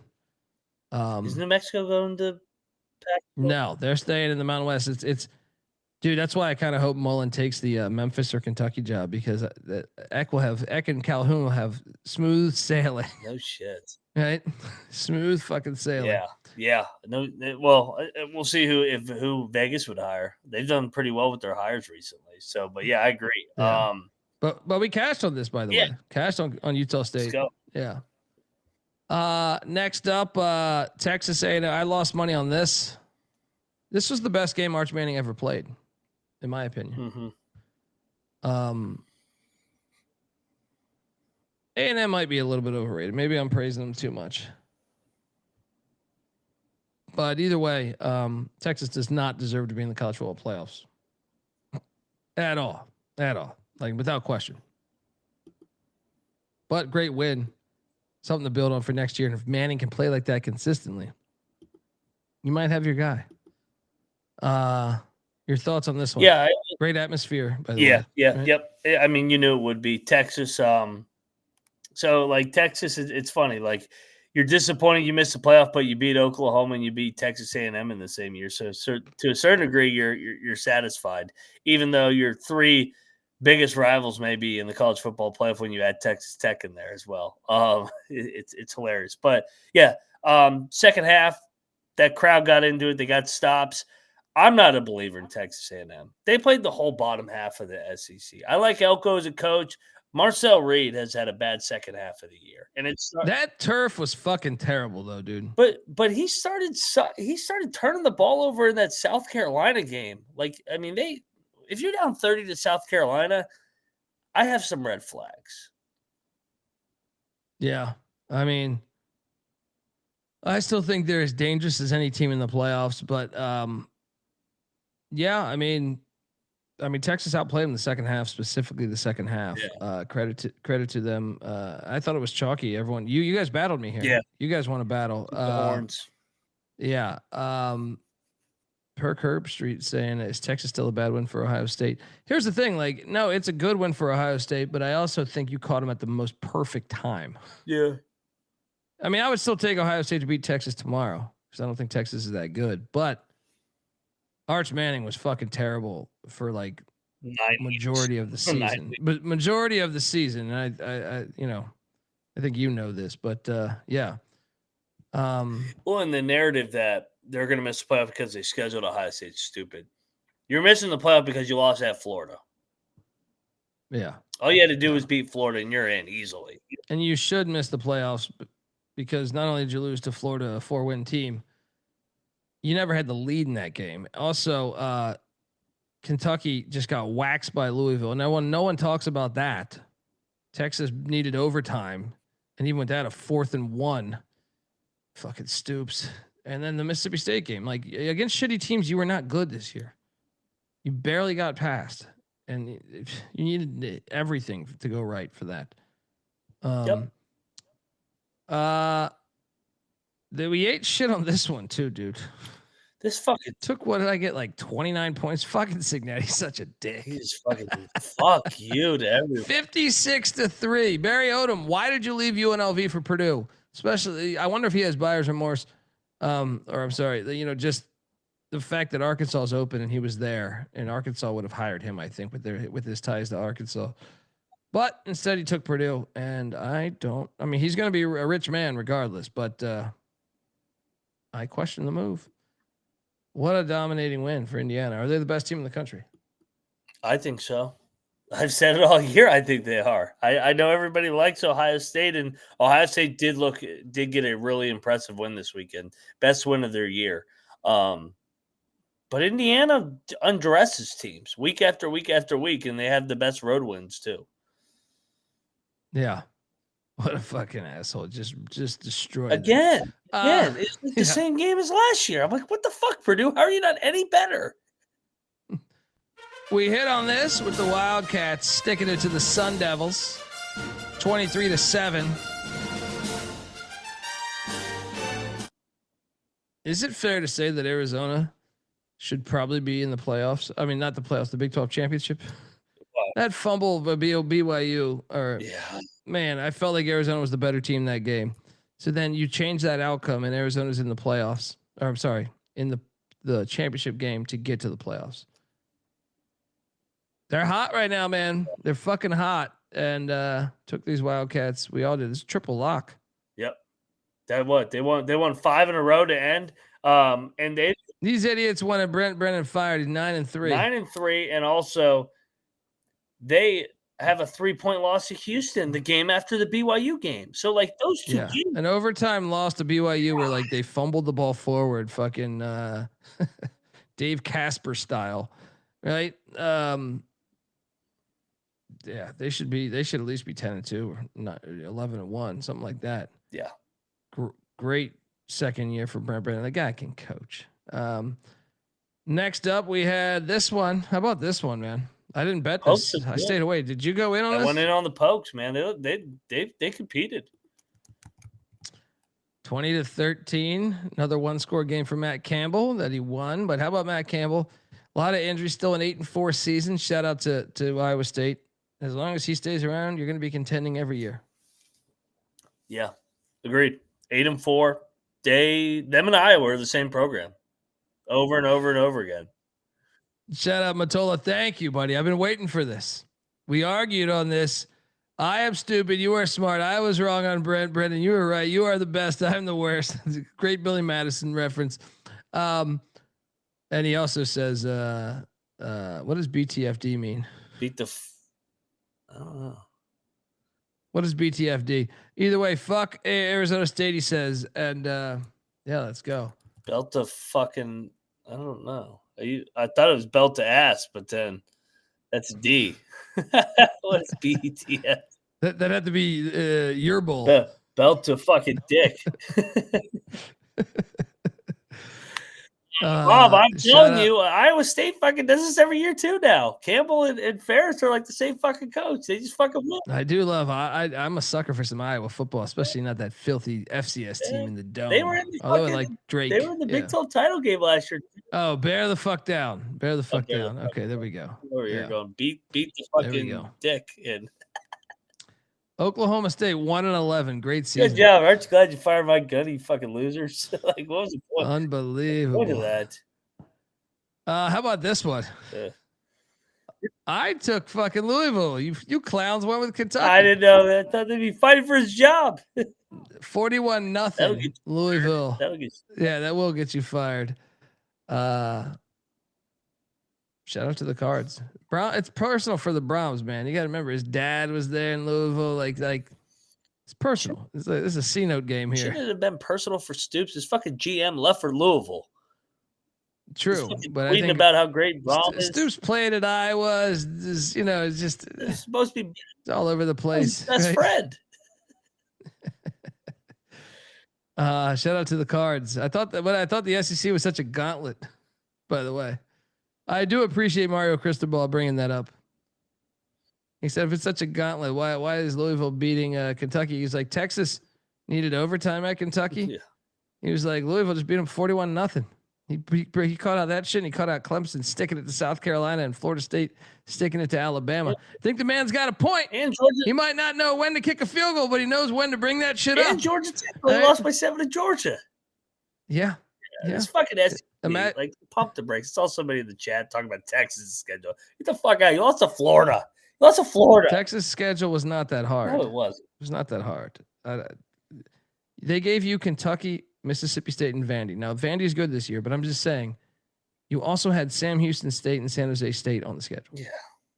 Like, those should be 5 wins. With the caliber athlete you bring in, those should be 5 automatic wins right there. Now, okay, you play Oklahoma every year, and Oklahoma's better than what we thought. Sure. At Ohio State is very tough. A&M is tough. Georgia is tough. So 4 really tough games. Fair. I'll give you that. 4 very tough games. But a lot of teams play 4 very tough games. Right? They had 4 very tough games. Florida also sucks. South Florida beat Florida in the same stadium that you guys never had the lead. Right? Don't want to hear it. Colorado, Kansas State. We lost money on this. Colorado actually showed up. If they didn't go for a dumb 4th down, I'm shocked that they showed up. They actually showed up tough, dude. Like Colorado, I watched this whole game because it was in the snow. And by the way, the amount of snow football games this weekend were awesome. D2, D3, FCS. I was in snow football heaven. At one point I had 7 of my 9 TVs on snow games. And I was like, I should have took a photo. I don't think it's better than like that. This is college. This is the way football is supposed to be played. Not in fucking early August, like some of these jackasses want to say, right? K-State struggled, but they got there. 6 wins, man. Avery Johnson still only threw for $115. I wonder if he's back at K-State next year. But I can tell you this: it was hard to throw in that weather. I'll give him a little bit. Yeah, that's fair. But no, that's all year though. That's an all year thing. Yeah. It was hard to throw in that weather. And shoeless Joe Jackson, the running back, he went off again. But we lost money. Shout out to Climb. They didn't quit. They still get to a bowl in a bad year. And I'll even say shout out to Dion here. The players played hard for him this game. Yeah. They did, man. Like they clearly had nothing to play for. And they fought harder than I thought. I thought this was a lay down spot, personally. I thought they were going to lose like 40. I thought they were going to be like 42-3. And they fought for him. So, I mean, still a terrible year, but they fought for him. Yeah. You think he's back? Apparently, I think the news would have already came out. And he already said like, hey, that next year. I mean, I get he said this before, but I'm saying like he said he's implying next year. This game was fucking brutal. Did you see? So I went with Central Michigan. I bet Central Michigan. I also bet Central Michigan money line. They had a 4th and goal that they went for on the first drive where I thought the guy scored, but the ref marked him short. And since it's the MAC, you don't have a fucking you don't have a camera exactly on the goal line. Idiots. I thought he scored personally, which would have gave them a 10-0 lead, by the way, considering they scored 3 the next quarter. Either way, Toledo also had their longest. Toledo had like a 80-yard touchdown. Now, I think Toledo would have won this game. My money line would have never cashed. Where the ref, he bangs into the ref, and so his momentum's going, and he runs into the ref, and the defense collapses. But because he hit the ref with such velocity, it bounced him back. So the players fall into the ref, and then he goes off for like 70 fucking yards. Unbelievable. Unbelievable. I still think Toledo would have won this game, but I do believe my points would have fucking covered this fucking game had we got those breaks, man. It's a tough Should have been a better year for Toledo. True. You know, Jason Candle's got some Ryan Silverfield to him, in my opinion. A lot. He loses big as a favorite. Yeah. That's a big favorite. Shout out to the Rockets though for getting that win. And then this worst call of the weekend for me. 38-7. Pitt is just destroyed. Thank God this game was going on at the same time as my game. At least I could laugh about this one. Fucking Pitt. I actually wondered if there was a shot. I know he went 8-4, but I was wondering if Pitt would open. Turns out I don't think so, but because 8-4 is still a really good season. Yeah. You can't. But I just wondered if it would open because new school, new president, new athletic director. But no, shout out to the Canes. Shout out to Cristobal. I thought for sure they would lose this game. I felt very good that they would lose this game. So this was a battle, by the way. You guys beat me on this.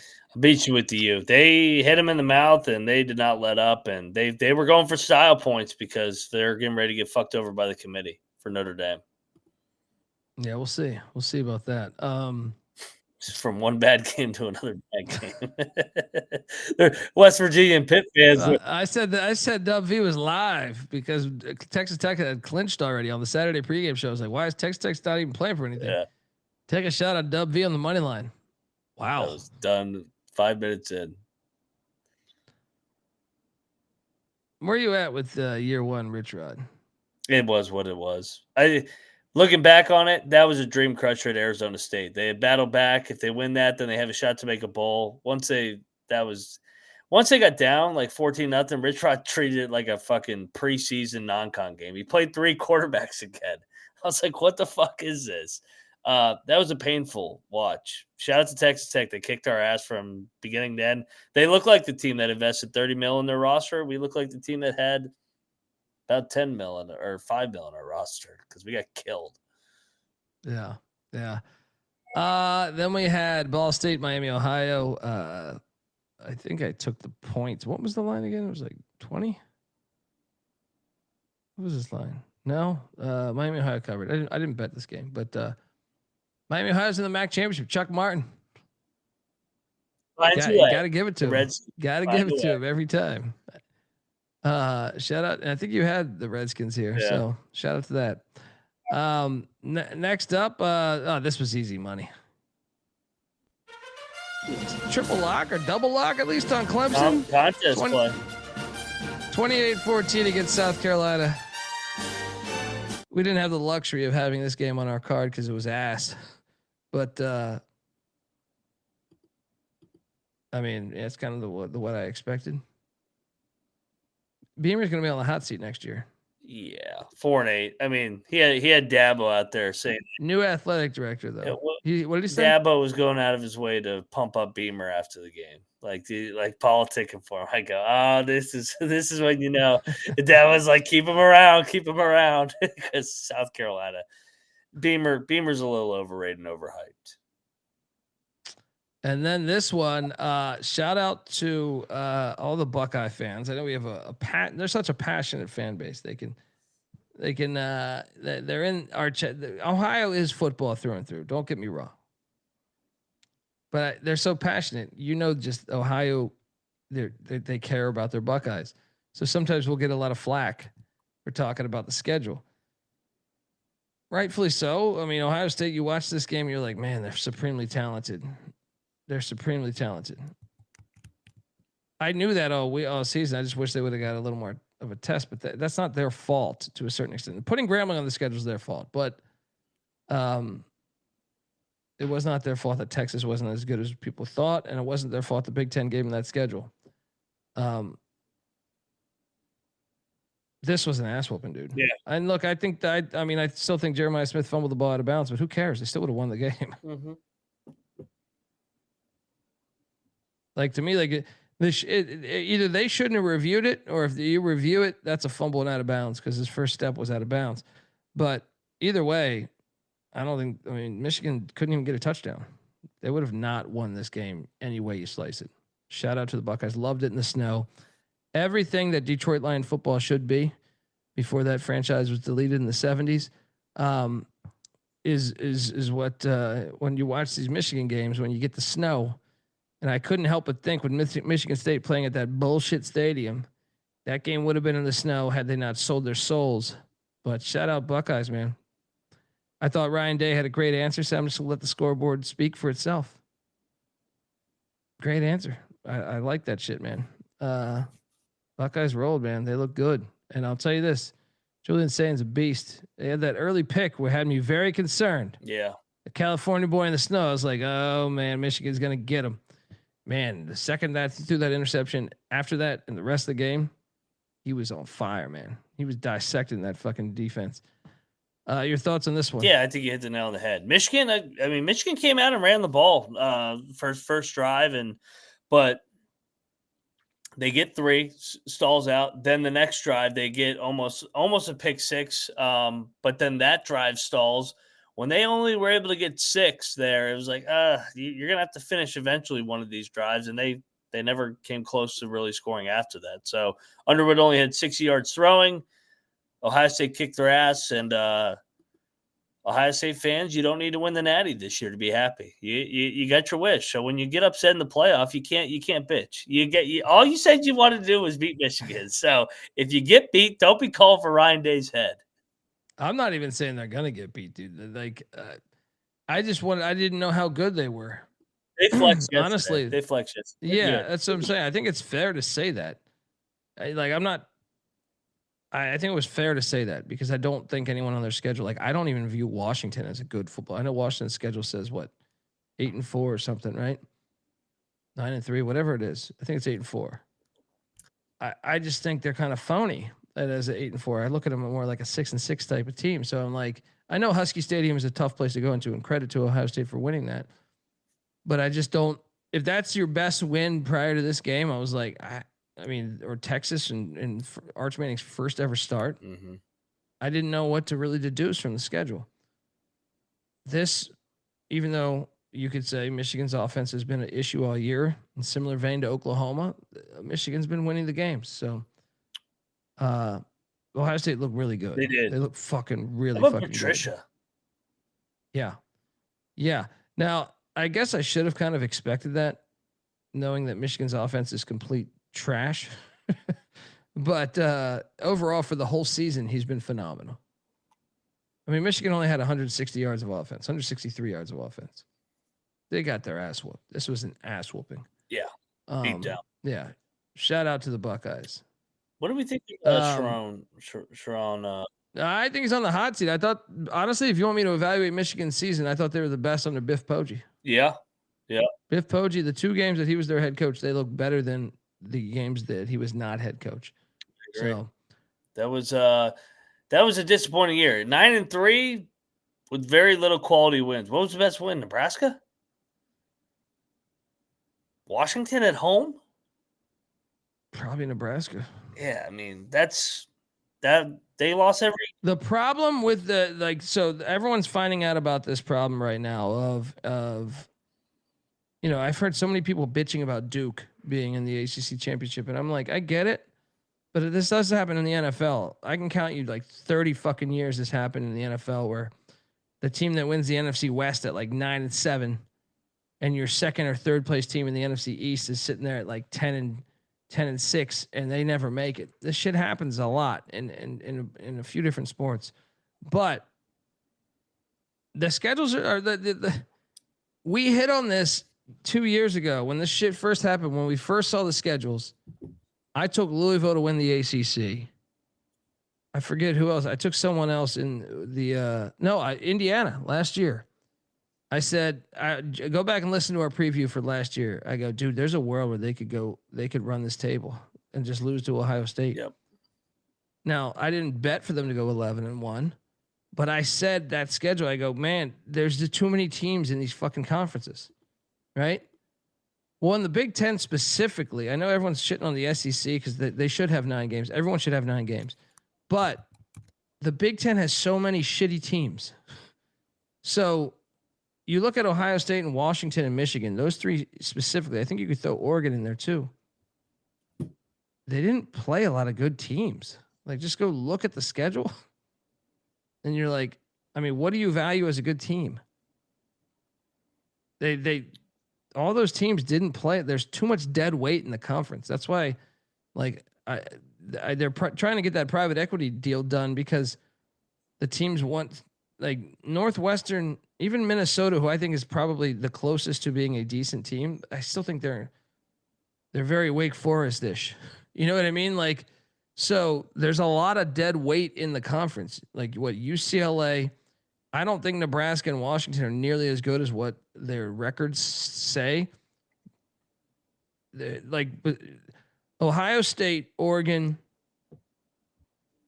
Indiana, Iowa, Michigan are probably like 5 teams where I can say like they're good, right? Am I forgetting one? USC. Yeah, USC. Right? Yeah. 6 teams, but you have 18 teams in your conference.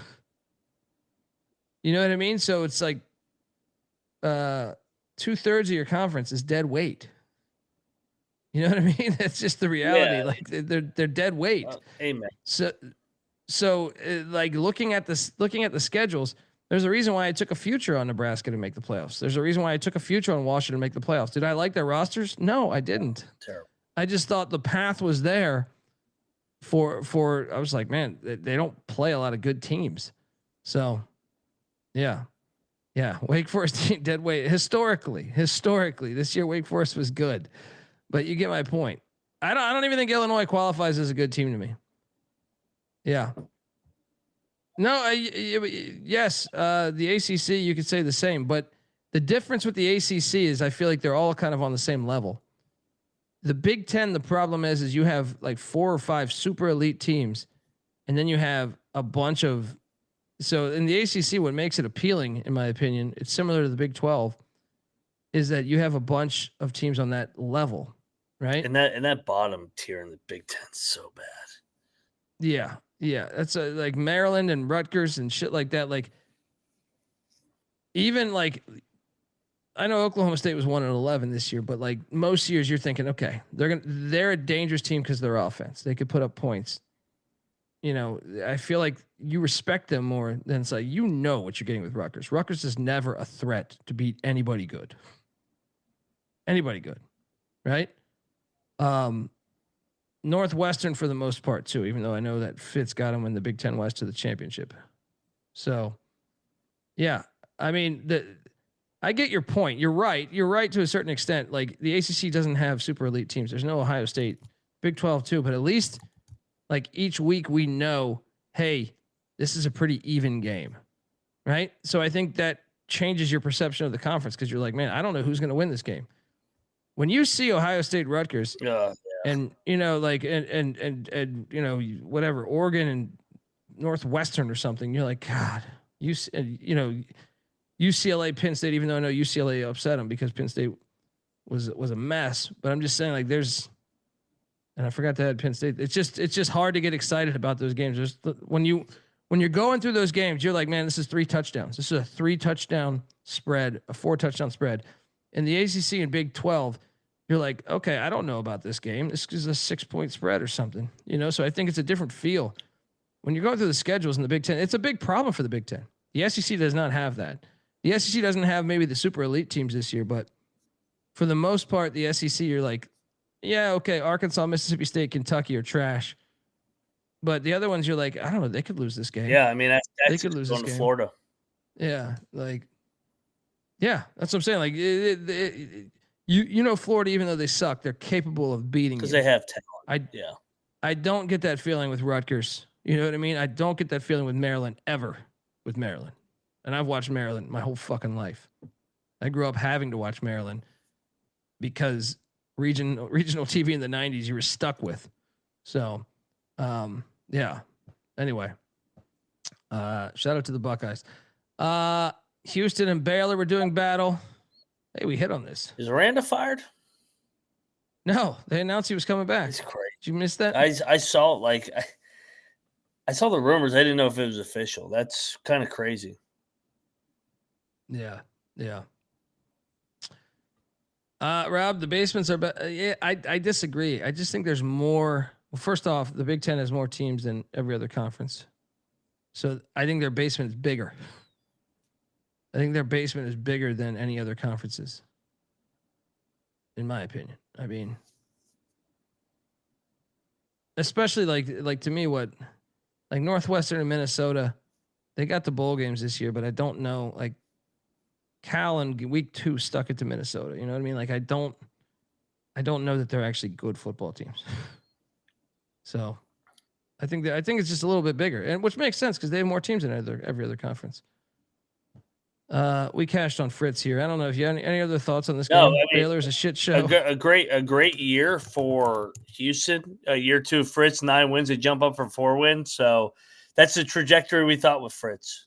So West Virginia fans, this is what we're looking for next year, 9-3. What Houston just did. There you go.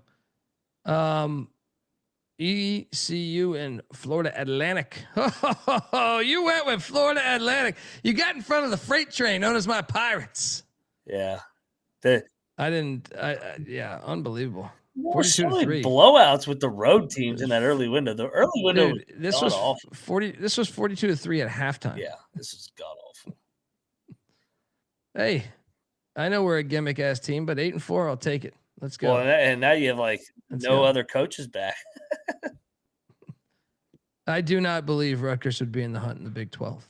I do not believe that. Fuck no. What are you talking about? I don't believe that, Jeff. They'd be in the bottom half. They suck. Look, the Big 10 is better than the Big 12 because of your super elite teams. I'm not going to argue that, but I disagree with you thinking Rutgers is in the hunt in the Big 12. I don't think so. Shout out to my Pirates getting it done. Then how about this game? I did take Sam Houston here. Willie Simmons, man, 56-16. 56-16. What a year. 7-5. That's a great year one. Dude, we knew he was a good hire. Looked it right away. Yeah. Oh my God. People are saying Rutgers is the same as K-State. Jesus Christ. No. K-State. No. I mean, this year K-State's down, but I would still take K-State. Whip Rutgers. Sorry ass still. Rutgers is fucking terrible. Rutgers is never a threat to beat anybody good. Yeah. Anybody good. I mean, maybe 07 with that one year. K-State's a much better program. And I think I don't have to look that far. Look at the NFL players that K-State's produced. Yeah. Rutgers has never produced players like Rutgers that. Rutgers is fucking terrible. Yeah.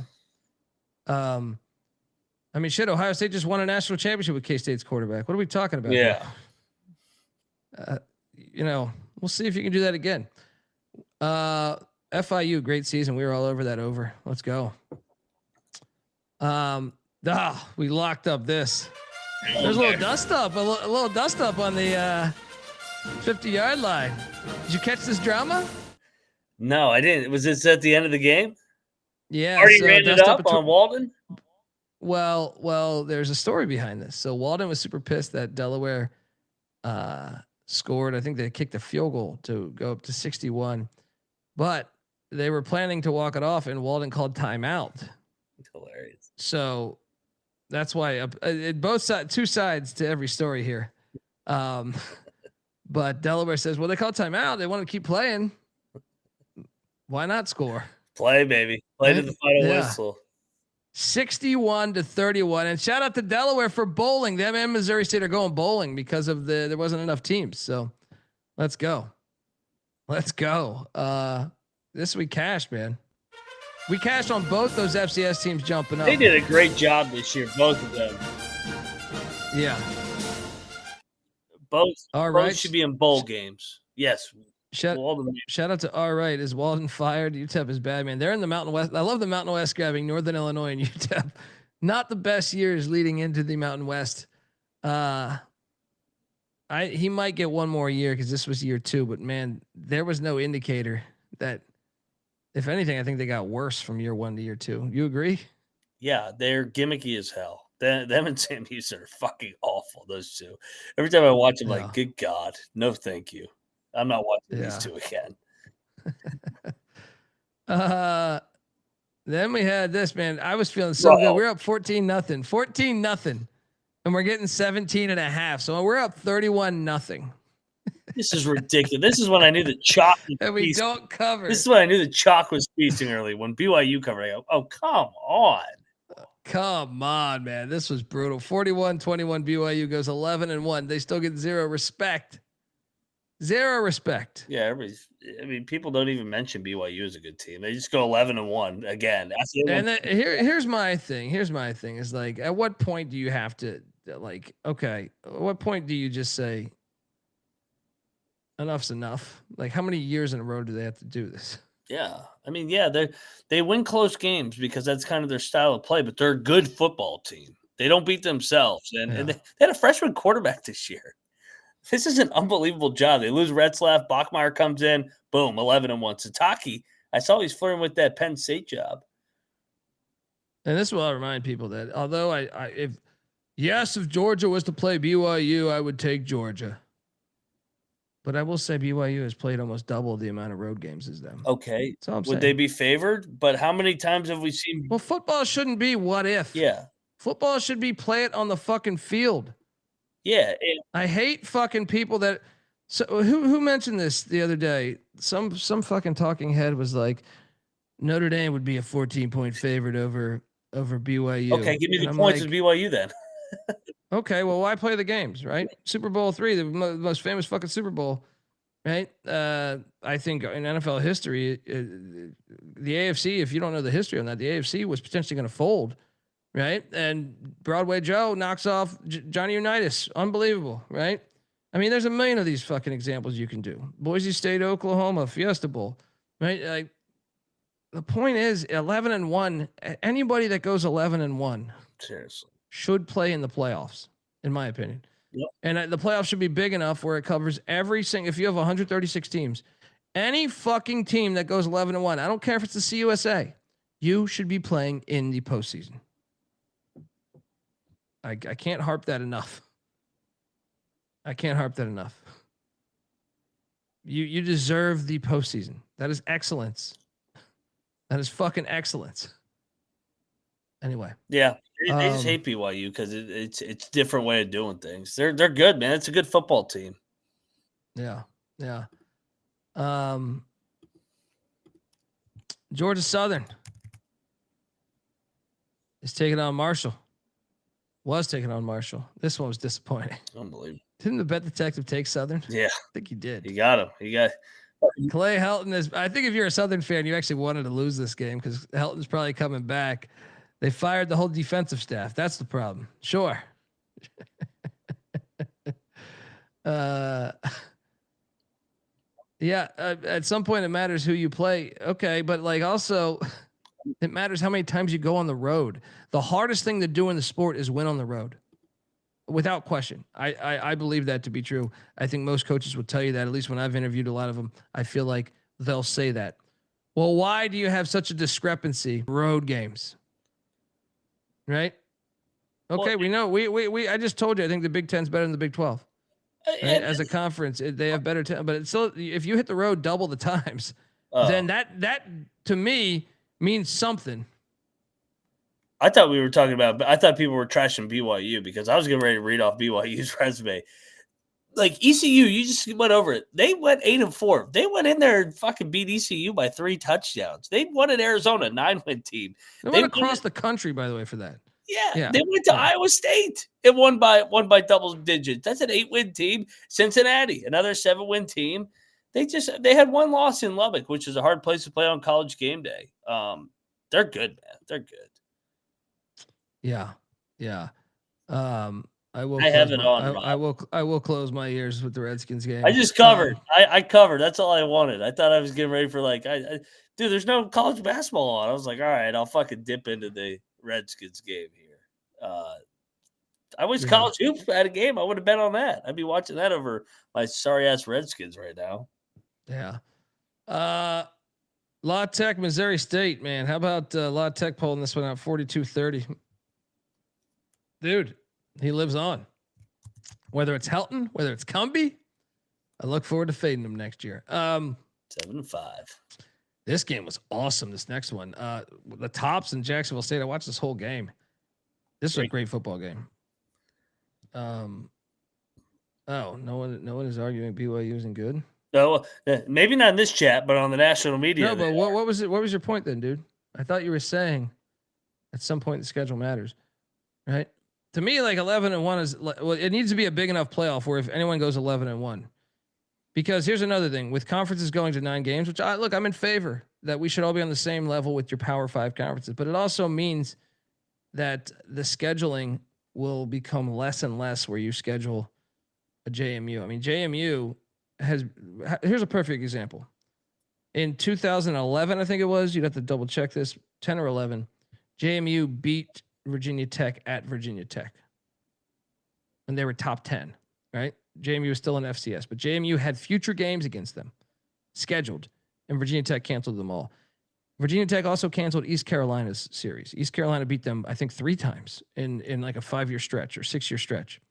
Virginia Tech canceled that series. There's a bunch of examples of this throughout the sport, right? So you can't get that game on the schedule, right? Whether, for some of these programs, it's very hard to get that game on the schedule. So to me, if you go 11-1 in any conference, you are worthy of the fucking playoffs. Yeah. You are worthy of a postseason playoff. All right. If that means you want to have play-in games because you got a 3-week break, if you want JMU to play North Texas, whatever, have a fucking big enough playoff where they can do that, because you have been excellent all fucking year. Yeah. Or all right, giving us $20. Thank you, man. At least have the conferences do play-in games. I'm willing to work. Okay, if you want to keep a 12 or 16 team playoff, well, then this weekend, instead of the conference championship, Vanderbilt should be playing Oklahoma for the right to play in the playoffs. Instead of us seeing Alabama, Georgia, because who cares? Give us Vanderbilt at Georgia. I'm sorry, Vanderbilt at Oklahoma or Oklahoma at Vanderbilt. Winner is in the playoffs. Yeah, Miami versus Virginia. Or Miami versus Duke. Right. Yeah. Or whatever. I think Georgia Tech also feels robbed too, right? Because Georgia Tech is the same record as Miami, right? Yeah. So have Georgia Tech. We have time to do this. I don't understand the rush. It's like we have time to do this. So, yeah, Virgil, me and you see eye to eye. I've been arguing that shit for fucking 15 years. All right, that is exactly the perfect bracket to me. But yeah. Yeah, I mean, JMU still scheduled Washington State. I mean, I know they don't qualify as a Power 5 anymore, but it's like, okay, they played at Louisville and Washington State. In the Louisville game, they were up a lot of that game. JMU goes 11-1, and it's not their fault the Sun Belt was down some. You know what I mean? I think they were worthy of a postseason. Shout out to Jacksonville State, by the way, for winning this game. Walk-off field goal. They're hosting the CUSA championship against Kennesaw. Should be a fun one. Old Dominion caps off a great season, 9-win season. It's a shame in a way. You kind of think they're the second best team in the conference, but they still have divisions. and JMU did stick it to him on the field. So tough luck, better luck next year. But great season, 9 wins. Build on that. Ricky Ronnie surprised. Hey, Arkansas, Ricky Ronnie. Oh my God, that's the one, Mac. Ricky Ronnie would have killed it in Arkansas. I thought I'd be so more excited as if you're an Arkansas fan if you got Ricky Ronnie and Ryan Silverfield. You know they would never do that because his record's not sexy enough. But yeah, Ricky Ronnie, Old Dominion, a great year, 9-3 here. Yeah. I lost on this. This was Heartbreak Hotel, and man, Dow Loggins first year. Butch Jones survives. Him and Clay Helton. You referenced it. 30-29. They're going to be in the Jimmy Chonga Bowl or some shit now. But shout out to the Red Wolves for getting to bowl eligibility. I didn't think they would be bowling this year. So to their credit, they made me look stupid. I thought they'd go 5-7, I think. And App State, you hit my win total over though at 4.5. So thank you in that regard. Shout out to Roly Poly giving us $20. Appreciate the hard work you guys put in week out. Best college football show out there, hands down. Appreciate you, man. Thanks for the donation, man. Cheers, brother. Yeah, BC Syracuse. You guys are right on this. I didn't bet this, but I took Syracuse. They fucked them up. I took Syracuse 34-12 final. BC gets that second win of the season. This is some dead weight in the ACC. But I'll say this. Syracuse, I actually believe, would have been if Steve Angeli plays this season, I think they're a bowl team. Fair. But here's the problem. You got to get depth. That's a big failure on Fran Brown and them for not having a more capable backup quarterback. Because I watch the FCS every fucking week. There are guys that are much, much better than Ricky Collins. That's on you a little bit. So as much as I'm saying, I think they would have been a bowl team if Angeli stays healthy, you should still have a better fucking backup. I mean, Ole Miss, this is where I'll give Kiffin credit. He went out to Fair State and brought in Trinidad Chambliss to be the backup. Smart. Yeah. Now it's one and gone. Best show, even with the SEC hating. I'm hating on the Big Ten more personally. Fuck the SEC and Big Ten. I'll say. I mean, the SEC's got to go to the 9 games though, man. Play it. Yeah. And let me ask you this, Bobby. The committee is on record saying November wins matter more than September wins. So why should you be allowed to play an FCS or even Charlotte on week 13? Why should they be allowed to do that?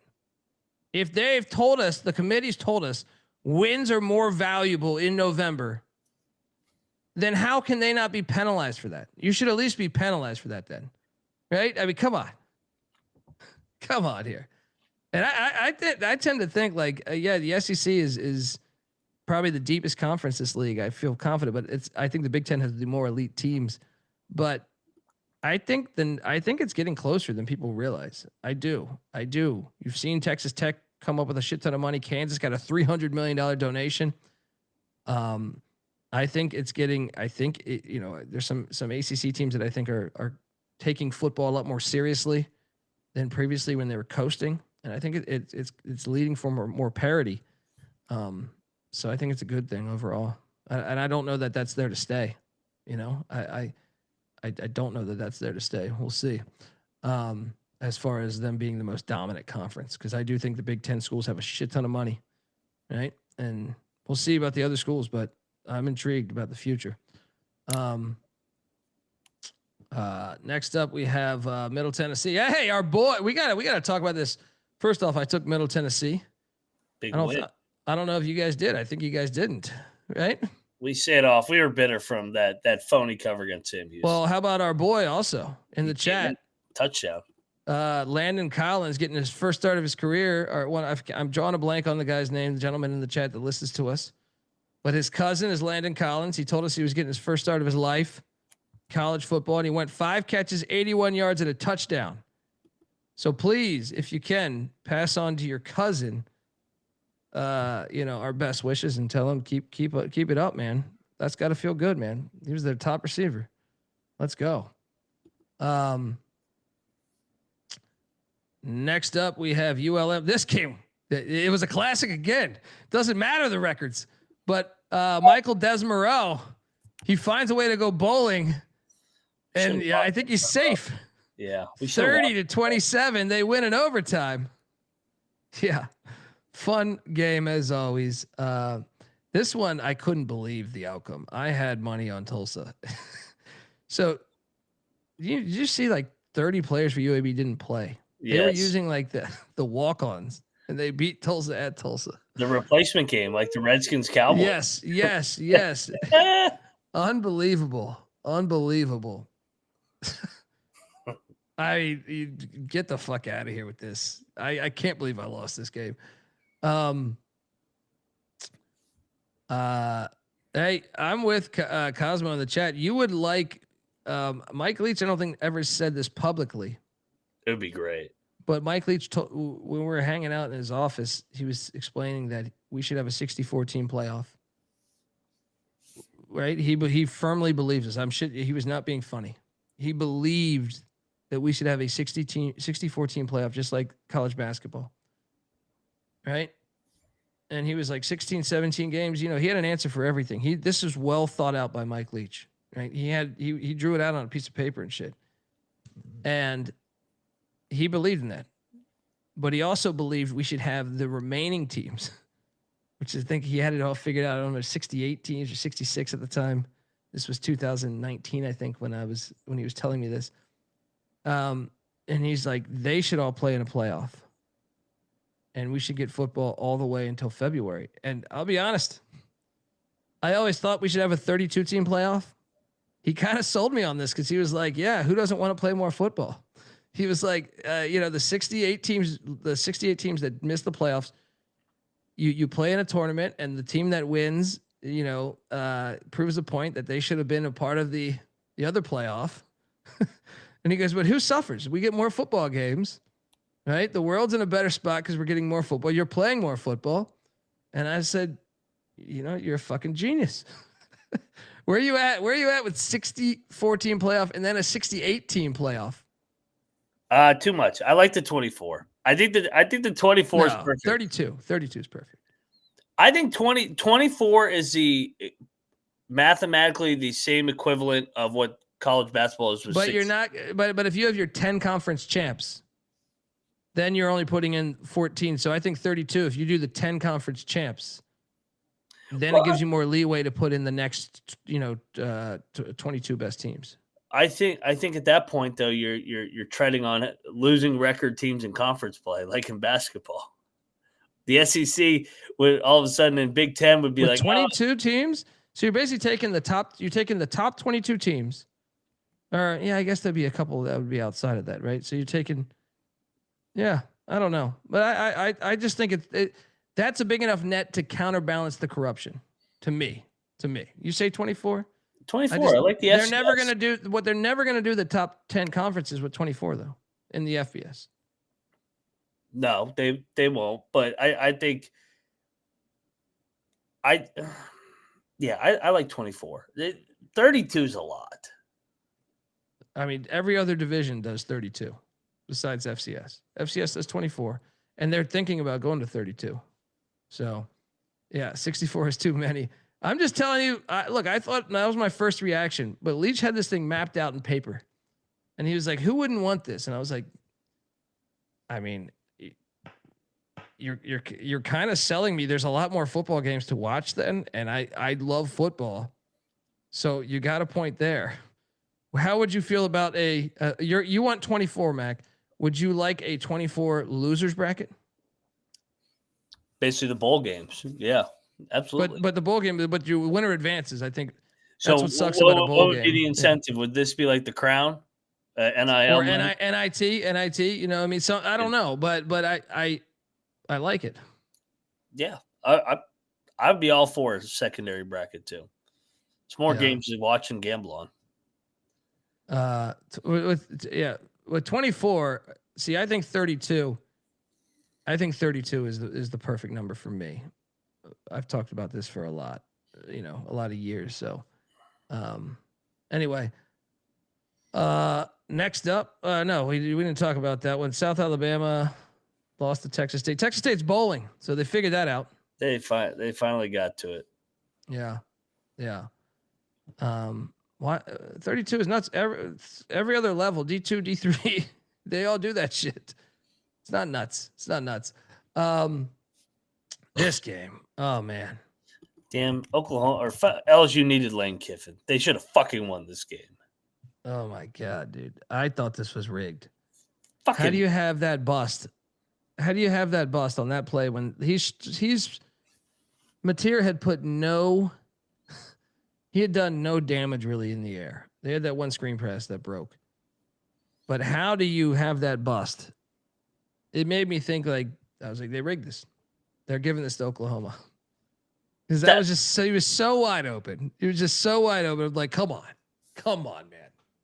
Come on. Your thoughts? I don't think Oklahoma's one of the 12 best teams, but they earned their way with their resume. So, yeah, to the crowd, put the 12 best teams in it. Does anybody think Oklahoma is? I don't.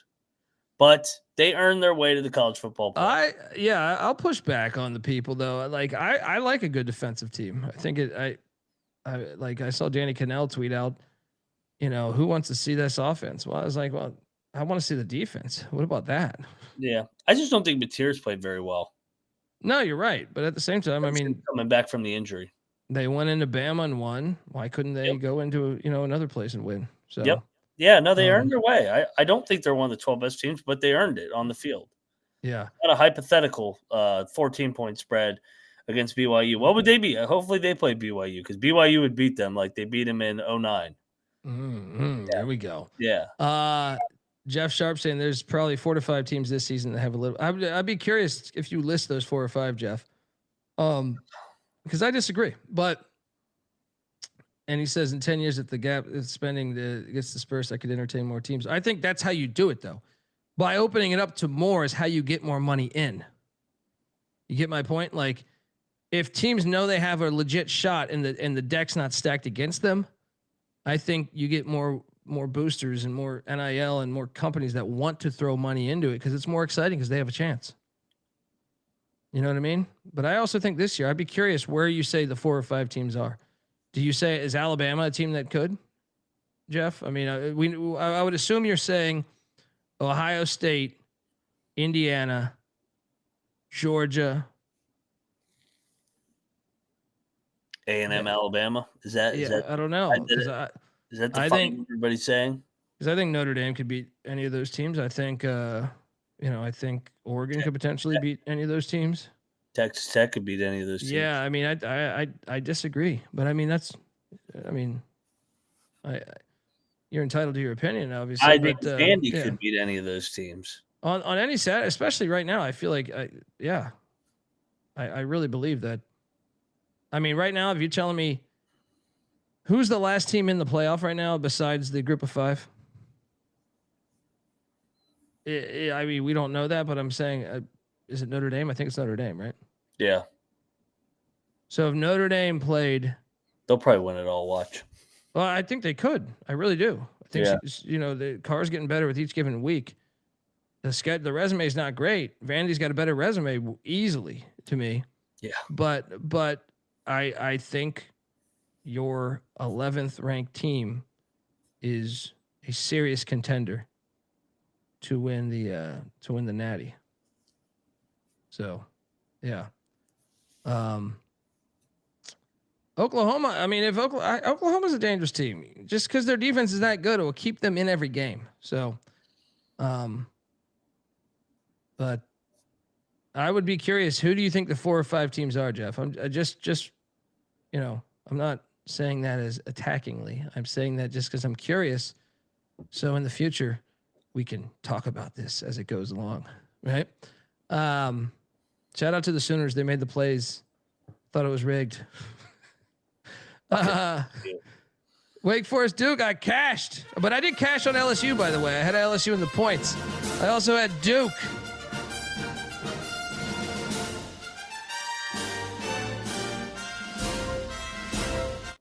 And they're in. 1 win, baby.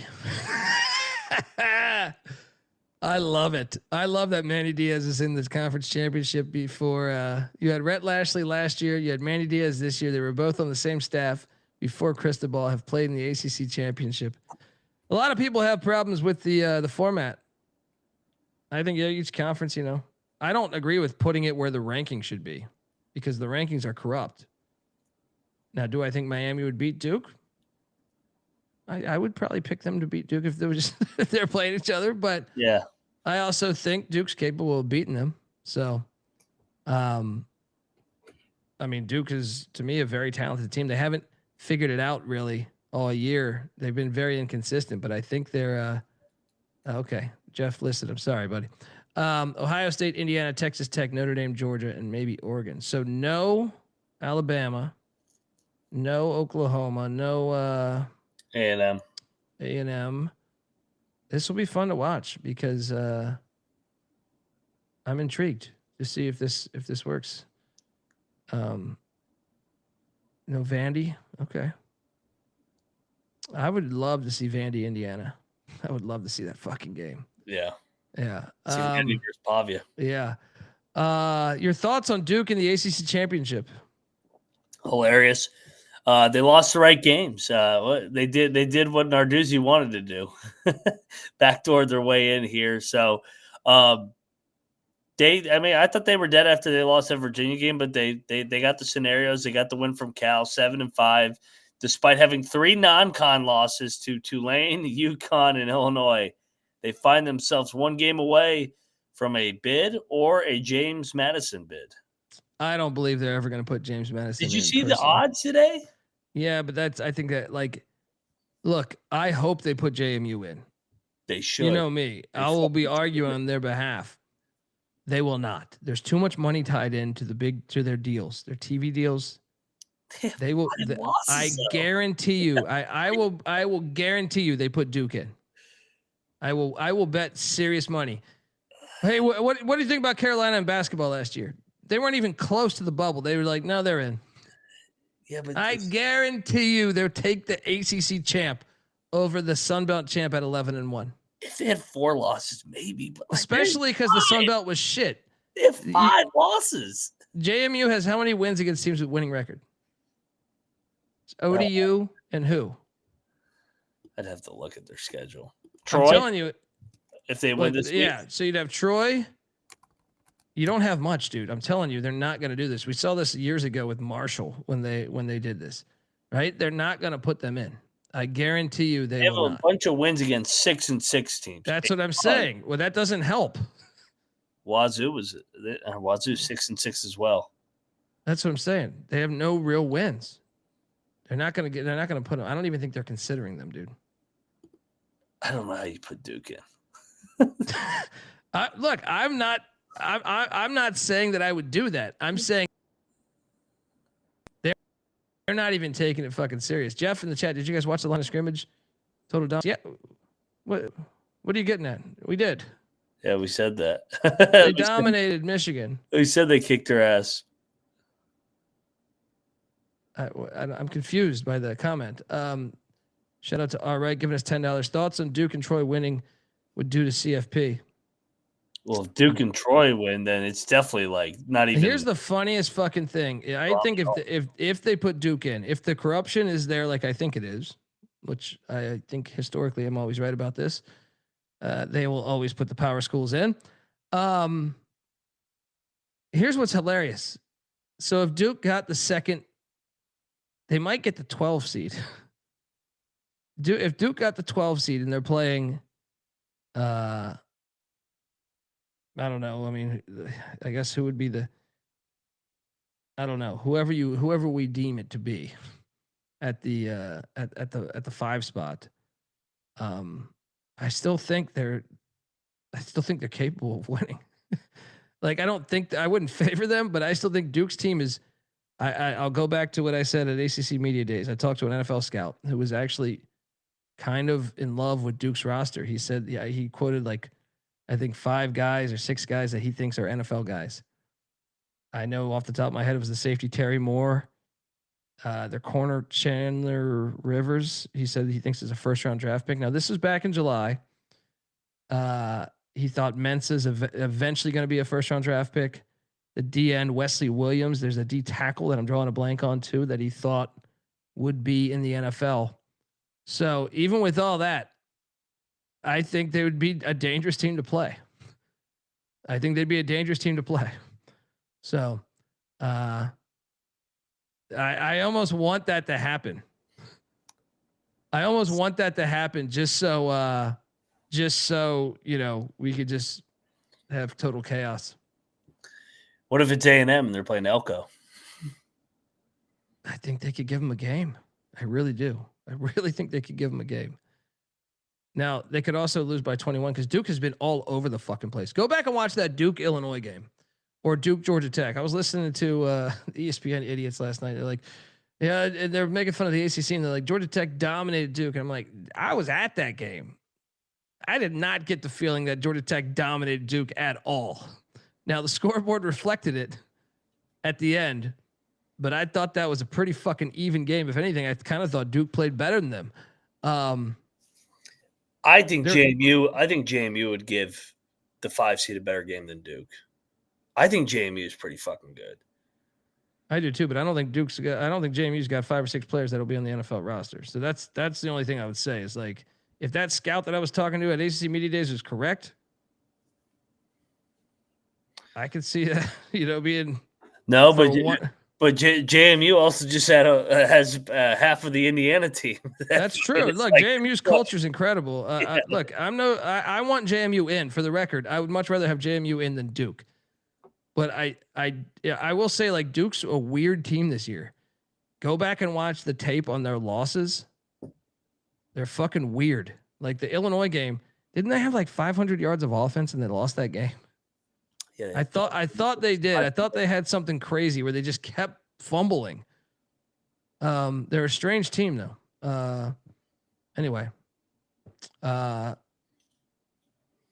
Missouri and Arkansas. Petrino Road Rash Face couldn't do it. God, I can't believe you didn't win one game. You covered all those games. You couldn't win one. Yeah. And now they're fucked because they have Silverfield. Yep. So what did Missouri finish this year? 8-4. Still didn't beat a good team, right? All right, giving us $20. You guys are going to explode if JMU loses, Duke wins, and UNLV wins at Boise, and UNLV makes the CFP. Oh, stop it. What about Navy? They wouldn't. You're right. They would take. Oh, you got to be conference champ. I didn't even think about UNLV. That is fucking. And Boise's with. Ever since Boise doesn't have Maddox Madsen, their quarterback play is so bad. I actually think UNLV is going to win that game, dude. I'm going to fucking freak out if you want. Well, they're calling for rain, though. That might help us. Yeah. But I kind of think UNLV is better than Boise right now with all the injuries. Mullen takes them to the playoffs in year 1. Oh, my God. I almost want that to happen. I don't want to. Well, just for the comedy of the show. Make me barf. Fucking you shouldn't even have won at Miami of Ohio or fucking Wyoming. Those 2 games, or what was the other game? Air Force or Utah State. Oh, all those games. You shouldn't even beat Idaho State. Rutgers. They fought. They tried. Dude, they tried. They should have hit that fumble. Was everything. Yeah, I know. It should have hit. My point on Rutgers here is this. Okay, these are Rutgers wins. Ohio in a game they basically went on a block punt. That's a good win. That was a good win. I mean, I actually thought Ohio. Win of the year. Well, they beat Miami, Ohio, but Miami, Ohio was terrible then. Early in the year, Miami, Ohio looked like shit. But that's actually, I think, their best win. I don't really think Miami, Ohio is that good of a team. I think Ohio is actually good. Then they beat Norfolk State, who is winless against FCS opponents. Their one win was in overtime against a D2 team. Then they beat Purdue by a field goal. And remember this game? Yeah, he celebrated like he won the Super Bowl. Well, because the play that they won on, they were getting their ass beat all game, and they won on some crazy voodoo. Then they beat Maryland 35-20. I mean, this team almost went bowling. That's my point, man. They beat nobody. Ohio is the game I'll give them. I'll give them Ohio. And that was a crazy game. Penn State bowling. Yeah, I mean they were 3-6, preseason number 1 or whatever they were, and they're Find a way to get to a bowl. Yeah, going back to Jeff here, doesn't the ACC champ earn a spot? No, it's just the top conferences, top 5 conferences. So it doesn't necessarily say that the power conference gets an auto bid. That's why it's hilarious. Is if it's the top ranked team. So like if JMU is ranked ahead of Duke, JMU would get in along with Tulane or North Texas. Theoretically, I refuse to believe they'll do that, but that's what their fine print says. Shout out to Penn State for getting to a bowl. This was easy money. How easy was this fucking money? TCU smashed Cincinnati. Cincinnati is such a phony team. Your thoughts? Yeah. TCU rolled. Cincinnati fool's gold. 8-4. I mean, that's another solid year for Sonny Dykes. They seem to be just a solid program around that 8-win mark with the outlier of going to the Natty and then the one bad year after that. But I mean, Dykes is doing a good job. Yeah. That catch was insane, by the way. Oh yeah, I know. That is maybe the best catch I've ever seen. It's right up there. That was incredible. Blatant pictures saying Duke was -6.5 and they covered by a half point. Yeah, I mean Duke's a weird team. I don't know how to look. I will say they probably don't deserve to be in the playoffs, sure. But the conference is the conference. You know what I mean? They no one's gonna know that conference schedule. I actually thought coming into the year that their conference schedule was a little harder than we knew Virginia's was easy. We knew Virginia had a shot to get to the ACC championship. But you don't know how some of these teams are going to pan out. So I thought at the time, Duke would make a bowl, but I didn't think they would sniff the championship because of their conference play was too hard. I was wrong, but I think they're just a weird team though, because if they have that many NFL guys like that guy was telling me, I mean, and I believe I actually believe Mensa is like a top 10 quarterback in college football. So like, I do believe they could be a dangerous draw. They could be a dangerous draw. That's all I'll say. Shout out to TCU, Oregon, Washington. Washington, they made it close late, like 9-minute mark, but had their chances. Yeah. Shout out to the Ducks for going into a rival's nest and getting the dub. I mean that third and long play where the Benson kid just takes it to the house, puts it in a different gear. That's a hell of a year for Oregon, 11-1. We thought they were going to take a step back. No, this is a good program. True. I mean, I the schedule wasn't amazing, but at the same time, you're right. I mean, they beat USC. They beat. I thought Washington would be better this year. Yeah, kind of thought they'd be better. They won hard road. They give credit on winning hard road games at Washington. I thought for sure they would lose at Iowa. Yeah. So, yep. The Ducks have been better than I thought they would be. 100%. Shout out to Dan Lanning. Then we had this game. The piss was flowing. Vanderbilt. Here's why the 12-team playoff sucks. It's an invitational, A. B, Vanderbilt's going to get fucked out of the playoffs only because they're not the name brand the other ones are. Vanderbilt deserves to be in the playoffs. I would say this. If you're looking at the whole season, Vanderbilt has been consistently good the whole year, where I feel like certain other teams have had moments where they looked shaky and they came back. That's why I believe Vanderbilt should be in the playoffs. I also think they have a better resume than Notre Dame. But I have a feeling Vanderbilt will not be in the playoffs. It sucks. So they're 10-2 and they've been consistently good the whole fucking year, man. Alabama the second half. The first half I thought they played better than Alabama. The second half it got them. For 2 quarters there, they didn't play good. And then in the Texas game, I thought that it was the opposite. I thought the first half they played awful. Second half they played pretty good, specifically the fourth quarter. But if they just Texas one, I think is more like the Alabama one. I thought was more like Texas one. They got their ass whooped, and then they tried to dress it up. Alabama game, I actually think they went toe for toe, and just like a fumble here, a tip pass there. I think they should be a playoff team, man. I think they should be a fucking playoff team. I think they're one of the 12 best teams in the country. If you're asking yourself that, they're one of the 12 best teams in the country. And I can't see anyone telling me otherwise. Like, just watching them week in, week out. Yep. I think they're one of the 12 best teams. You? And they've gotten better throughout the year. I mean, I see everybody saying that Vandy would be one and done. Based off what? Based off what? They just went to Tennessee and fucking beat their ass by 3 scores. Like, I don't know if Oklahoma is one of the 12 best teams. I don't think I would. Like, Vanderbilt, I believe, is one of the 12 best teams. They have the best player in college football. They have the best. I am so sick of this Pavia, like, anti-Pavia crowd. The guy's in the top 10 in passing yards and passing touchdowns. That doesn't even equate to what he does well, and that's keep plays alive. He almost rushed for 1,000 yards on top of all these numbers and 10 rushing touchdowns. They play fucking hard and they're balanced. I feel like they're just a complete team to me. If maybe they're missing, like, I mean, I don't know. I think they're a complete team. Like, you maybe like get a more explosive wideout, but I still think I think they're neck and neck, like one of the more impressive teams. Like, they are who are they battling with? BYU. Mm-hmm.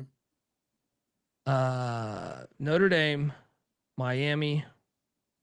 See, like, if it's up to Vanderbilt or Miami, to me, without question, I'll put Vanderbilt in. Vanderbilt. If it's between Vanderbilt and Notre Dame, how the fuck is Notre Dame? The resume is better. Yeah. Even though Notre Dame's balling out the past few weeks, the competition they've been playing is trash. So it's hard to look at that and say, okay, Vanderbilt's been balling out, man. They deserve to be in the fucking playoffs. They really deserve to be in the playoffs. Yeah. To rob them would be fucking criminal. It'd be fucking criminal because, like, I question the whole committee then if they're looking at this and telling me they're not one of the 12 best teams. I just refuse to believe it. Yeah, if he doesn't win the Heisman and they don't make the playoff, either or, like, it's a joke.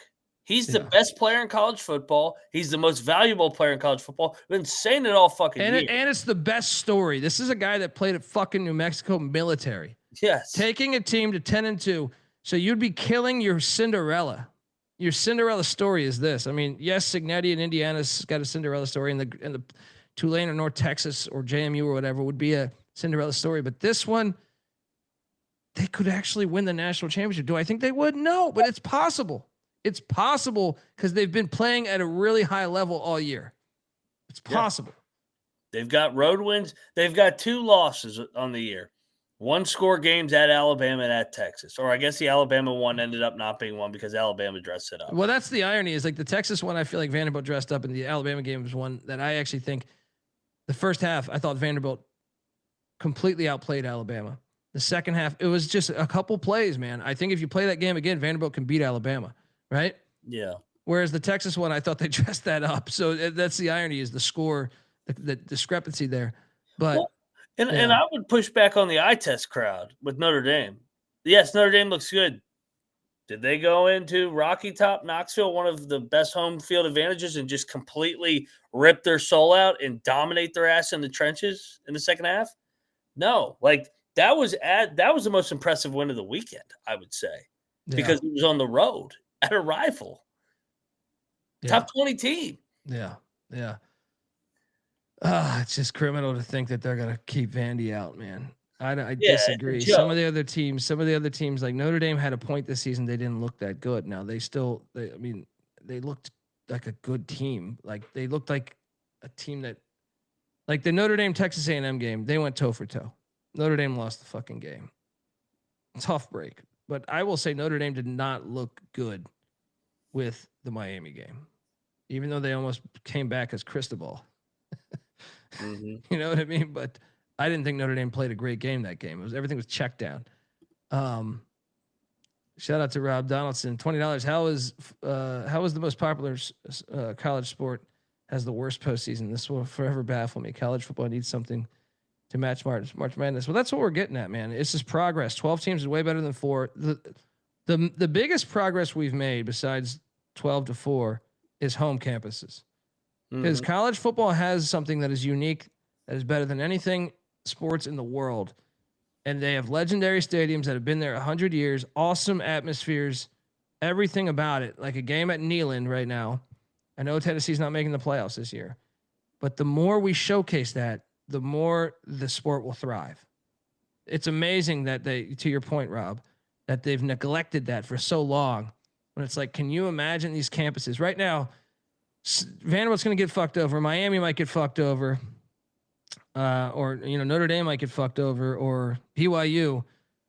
Imagine all those places. Now Miami, obviously their crowd's not great ever since they left the Orange Bowl, but you could start the next fan base. So 20 years from now, that's never a problem, right? BYU, come on, you play a game at Lavelle Edwards Stadium. Who loses here? Who doesn't want that game? They went 11-1. They deserve that, right? I'm not even saying they would host, but I'm just saying any of these venues, Oxford, fucking incredible. Give them a home playoff game. That's awesome. They need more of that. Showcase what it is that is awesome about college football. And that's some of it. A good portion of it. And I will say, when they played LSU and Missouri, Vandy, they both were 6-1 and they both were ranked in the top 15. LSU was ranked 10th when they played them.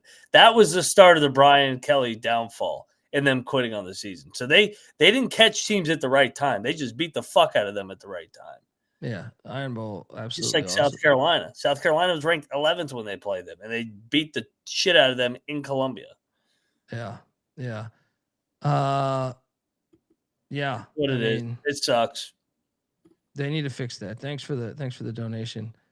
But blatant pictures. Yeah, I kind of already said this, man. I mean, the perfect number for me would be 32. I've always said that. I've said that for 20 years. So I just think you have to cast a big enough net, not only from the corruption on the committee, but the corruption on the scheduling. We've talked about this before on the show, like Arkansas or Iowa State getting 3 straight away games. That shit never happens to Michigan, Ohio State. They barely even get 2 away games in a row. Like once every 5 years, if you do a deep dive on it. During COVID, I went through all this shit, man. During COVID, I was so bored. I was just like pulling up all this shit, and I was noticing these trends, and I was like, man, a lot of these teams get fucked schedule-wise. It's completely unfair that the conferences will deem out their shittiest teams 3 straight away games. So to me, you got to counterbalance that, and you got to counterbalance the corruption within the committee, which is historic. I don't need to give you examples. It's all there for you. I mean, there's a lot. You'll get more this year if Vandy doesn't go. Shout out to the Doors, though. Pavia said that they were going to win that game. Muhammad Ali style. He said that shit back in or Broadway Joe style, whatever. And they got it done. So this game was awesome. Wisconsin, Minnesota for the Axe in a snowstorm. Fucking awesome game. Football 101 here. Shout out to Minnesota. I cashed on this. So your thoughts on this one? Wisconsin 4-8. Year 3 of Fickle now. Yeah. Not very good. He's back, baby. Good one for the Gophers. This game. Oh my God. This hurt. One of the biggest collapses ever. Lost 3 in a row. Down the stretch. Unbelievable. Unbelievable. Kidding me, man. I had so much money. I mean, at least they hit the win total over, but I had them to make the Sun Belt Championship. I had a ticket for them to win the Sun Belt Championship. All they needed was 1 win the final 3 games and playing some shit competition in 2 of them. You bums. Unbelievable. Kennesaw beat Liberty. 9 wins. Jerry Mack. Yeah, he's being. I see Mullen and Mack being thrown around for the Memphis job. Mack's from Memphis, so that would be a fucking slam dunk, right? Yeah, that'd be such an upgrade as a coach. Seriously, Chadwell, you wonder. What the fuck? This is one of the greatest mysteries. What happened to Liberty in 2025? Yeah. Then we had this. How about Jeff Monken's bunch? No, you never had a loss at the Alamo Dome? He reminded you never played a triple option team at the Alamo Dome with your little foo shit. So shout out to the Black Knights. You said there was a dust up? Oh yeah, Trailer and Monken got into it after the game. Really? Yeah. Over what? I don't know, something with like the bands or something, like singing their alma mater. UTSA was pissed that Army was standing behind. It's like, fuck off, UTSA, you little fuck. UTSA build a stadium on campus, you fucking losers. All Yeah, right, fuck off. Playing at the goddamn NBA arena. Blow your heads off. This is a fucking Army you're fucking talking to. Yeah, fuck you. Black Knights going bowling, baby. Let's go. Love it. And they're gonna beat Navy. Let's go. Hell yeah. Let's go, Black Knights. JMU destroyed Coastal. It's part of the reason why Tim Beck's fired. Bloodbath. Shout out to Bob Chesney and JMU. I was all over Florida. You clowns took Saudi Arabia State. The fuck was the point of this contract extension? They're not even going to play for him. I'm like, wait a second. And this goes back to my question here. Alabama, and I know someone in the chat asked me this earlier. And I apologize. I forgot about it. I want them to win the Natty in a way. Well, especially if Vanderbilt doesn't get in there, or if I would love Cincinnati to win it too. I think it'd be great for just his Ric Flair, his inner Ric Flair that he gives us every time a microphone's in front of his face. But where was I going on this? I forget, but they lost to Florida State, who's 5-7, and they suck. That is a worse loss than anything Duke has, by the way. Everyone's shitting on Duke. Duke's 5 losses are to teams that all have winning records. I think all of them are like at least 7-5, or I think majority of them are 8 and like Tech's 9-3, Georgia Tech or 9-3. Yep. UConn went 9-3. Who's their other losses? Illinois went 8-4, right? So Georgia Tech 9-3. Who's their 4th and 5th loss? Virginia. Okay, and Virginia's 10-2, right? Yeah, rematch now. So Alabama has by far the worst loss of any of the teams in contention for the playoffs. The 5-7 loss to because unless you want to say Texas, because Texas has Florida, but Florida beat Florida State. Florida and Florida State. What a joke. Fucking hilarious. I cashed on the Gators. Washington State. Watch out, man. I like this hire. Jimmy Rogers got them playing good the second half of the season. Cashed on the Cougs in Martin Stadium there. And then we had this guy. Oh, my God. Golesh went out with a bang. Yeah, he ran it up one last time. Unbelievable. This was I don't even remember the final score. What was it? 52-3. Good God. And shout out to Jonathan Smith for winning on the way out in this stupid dome. Stupid game. Worst game of the season, we deemed it.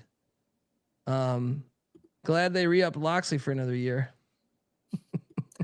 Maryland finishes the 25 campaign on a 8-game losing streak. And they extended him. Like, what is this world? What? The guy that beat him got fired. Yeah. He got fired the next day, and they're like, "Nah, we're gonna extend you, Loxley. You're doing a good job." I see that loss. You're back. Oh yeah. Maryland's a fucking joke. Honestly, top 1 biggest joke in college football. They are. Just like, they are. Like, and I saw Loxley's comments after the game too. He's like, "It's not my job to worry about what everybody's saying. We need to do a better job." I was like, "Fuck you, Loxley. You shouldn't even have a job. I'm so sick of your bullshit. I am just so sick of Maryland and their fans that came and heckled us in the preseason where we're saying Loxley should be gone. They said, no, Loxley's a good coach. You lost 8 in a fucking row." What's hilarious is this too. I get people say, give him more time with Malik Washington. Why would Malik Washington come back? He's gone. He's gonna leave, right? Why the fuck would you stay? Go get paid somewhere where Loxley's not. We'll see if he's back. That's gonna be interesting. You want to play in the NFL? Go somewhere else. We ate a big pile of shit on this one. Big pile of shit. All of us took Virginia Tech with the points. We're like, hey, they got to prove it to me. Virginia was in fuck you mode, man. They were running it up, man. Yeah. 27-7. Dude, give it up for the Wahoos. Give it up to the Wahoos. Big time job. They've lost this game, 22 out of 23 years. They shut us right up. The only guy to beat them was Mendenhall. Shout out to Tony Elliott. They are one game away from the playoff. Now the James Franklin era begins in Blacksburg. And Jeff, we addressed this at the beginning of the show, the Pat Fitzgerald to Michigan State hire. If you want to go check it out. 7 hours ago. Yeah, it's a long one here. We also took Charlotte, which ate shit. It was the right side though. It took a while. It took a while to get where it was at. It was 21-0 entering the fourth, and I was like, perfect. All these motherfuckers that took other wait. This hit. This was 31, right? Why did I think the line was 21? I think we hit here in this bet actually. Why did I think the line was 21? It was 31. Yeah, no, we hit them. My apologies. But worth noting, all these motherfuckers that took other jobs covered except for Silverfield. Yeah. They all fucking blew the doors off their American opponents on the way out. That was a great point by someone. I think it was the Marshall podcast or whatever. If all these people like Will Compton and stuff are saying the group of five doesn't deserve a seat at the table, well, why? Why are they all hiring them? Why are you hiring all their coaches? And then like I made this point a week ago, like the entire SEC, like if you look at like the top 6 passers in the conference, I think 5 of the 6 are from smaller schools, or at least it was 2 weeks ago when I looked. Maybe like I don't know, maybe some of them, but like Aguilar I think led the conference in passing. App State, I think Pavia was second or third. Chambliss was second, Pavia third, Taylor Green fourth, and then their top 2 of their top 3 leading rushers were from the group of 5 as well. So anyway, let's get to the Iron Bowl because man. All right, the refs were terrible. I saw Damani talking about this, but SEC refs have been the worst, I think, of any conference this year. But the bigger problem to me was like, Auburn. Tell me if I'm wrong here. I tend to think sometimes like we overreact with the rigging of the games, but after the basketball season we had where we nailed 5 of the 6 games or 5 of the 6 teams as on the take, and then the FBI thing came out and we were actually right. There was a stretch where Auburn, I think, fumbled 3 times in like out of 5 plays. Right? It's not raining. It was not raining, as far as I know. They fumbled 3 out of 5 plays. All of them went out of bounds. And then a perfect pass right to the receiver, drops, hits off his hands, and that was like their 30th drop of the game. Am I crazy to think that like this shit seemed fucking rigged? I was like, how can the ball be that hard to hold? I don't know that I've ever in the rain. I would understand it more. If it was pouring down rain, I'd be like, okay, that's just the way it is. The amount of drops and fumbles in this game were astonishing. Like wild. Auburn almost had a pick 6 dropped. I just thought like, what? Yeah. I mean, DeBoer's a maniac for going for that 4th down. That was stupid as He's hell. A fucking maniac for going for that 4th down. I love this game. The Iron Bowl is exactly what college football it should always be. But man, was that just a? I hated the roughing the quarterback. Yeah. On the low when he got like kind of pushed, he was losing his balance. Thought that was a very cheap call. I thought both pass interferences, one for Alabama and one for Auburn, were completely cheap. Prolong the drives and very, very questionable. But why did Moore go for it? I don't understand that. Yeah, that seemed crazy to me. I don't know. I like why? Like they weren't. Auburn's offense wasn't moving the ball that well. Yeah, and if they did, they would just turn the shit over. That's what I'm saying. There's like a pandemic of these coaches just going for 4th downs. It's like, what are you doing? Yeah, it almost cost them the game. And it wasn't like he schemed somebody open. It was a broken play, and give Simpson credit. He found the guy in that little window over the middle. So, like, DeBoer is a lucky fucking man because if they had lost, like, if that had not worked and then Auburn went to kick the field goal, he'd be on the carousel. His wife would have been kidnapped. Yeah. They start making them rumors about her and him, like Harson's wife. And completely agree with you, Finn Sullivan. Completely agree with you. This guy. Yeah. Good. Hey, give Bama credit. They're in the playoff. They're not going to miss now. Now, there is a path that they do miss. What are they going to penalize them for losing the championship game? What if BYU wins and you have to put BYU and Texas Tech in? Then Notre Dame's got to be out. They're not going to penalize Alabama the very next year after they said. I don't think so either. But I it's an interesting debate because Alabama clearly has the worst loss. Mm-hmm. But they would be. They said they weren't going to penalize you for making the championship game. Yeah. Well, in that case, then BYU should be in, right? They should be in, but will BYU be ranked above Notre Dame on Tuesday when they release it? Either way, there's 4 teams getting fucked out of this, right? Maybe even 5. And we all know who JMU in there. Yeah, it's going to be Vanderbilt, BYU, throw Miami in there, JMU, and JMU. Wait, there's one other one, I think. One other SEC team has to get fucked, right? I mean, the Texas fans will say it's them, but they don't deserve it. Fuck you guys. Don't lose to Florida. Yeah, and Notre Dame's in front of Alabama. No, they're not. They're one behind. What if they put Ole Miss out just because they're not coached? This is such a shit show. Is it? I think Notre Dame. The whole staff is gone. This is such a dumb fucking thing. We got Tulane, North Texas, and Ole Miss. Their whole staff's gone. Yeah. Hilarious. They're going to penalize Ole Miss for that at least. Great Iron Bowl again. It was a sloppier game than most. I saw Pat 40 tweeting out that was the worst Iron Bowl he's seen in a while. I still thought it delivered. Northwestern Illinois was fantastic. It was in the snow. Illini got that win. Fun watch. USC UCLA kind of went exactly the way I thought it would go. Pussy Peg. How about your boy Belichick? Oh, they looked awful. They quit on that game. Worth denoting next year, if I see a team miss a bowl, I'm not taking them the rest of the year because they are the old days of let's fight for a bowl game too are gone, and teams are checked the fuck out waiting for the portal window to open. Yeah. I disagree with you that they should let coaches finish it out. They should hire after. The problem is the portal.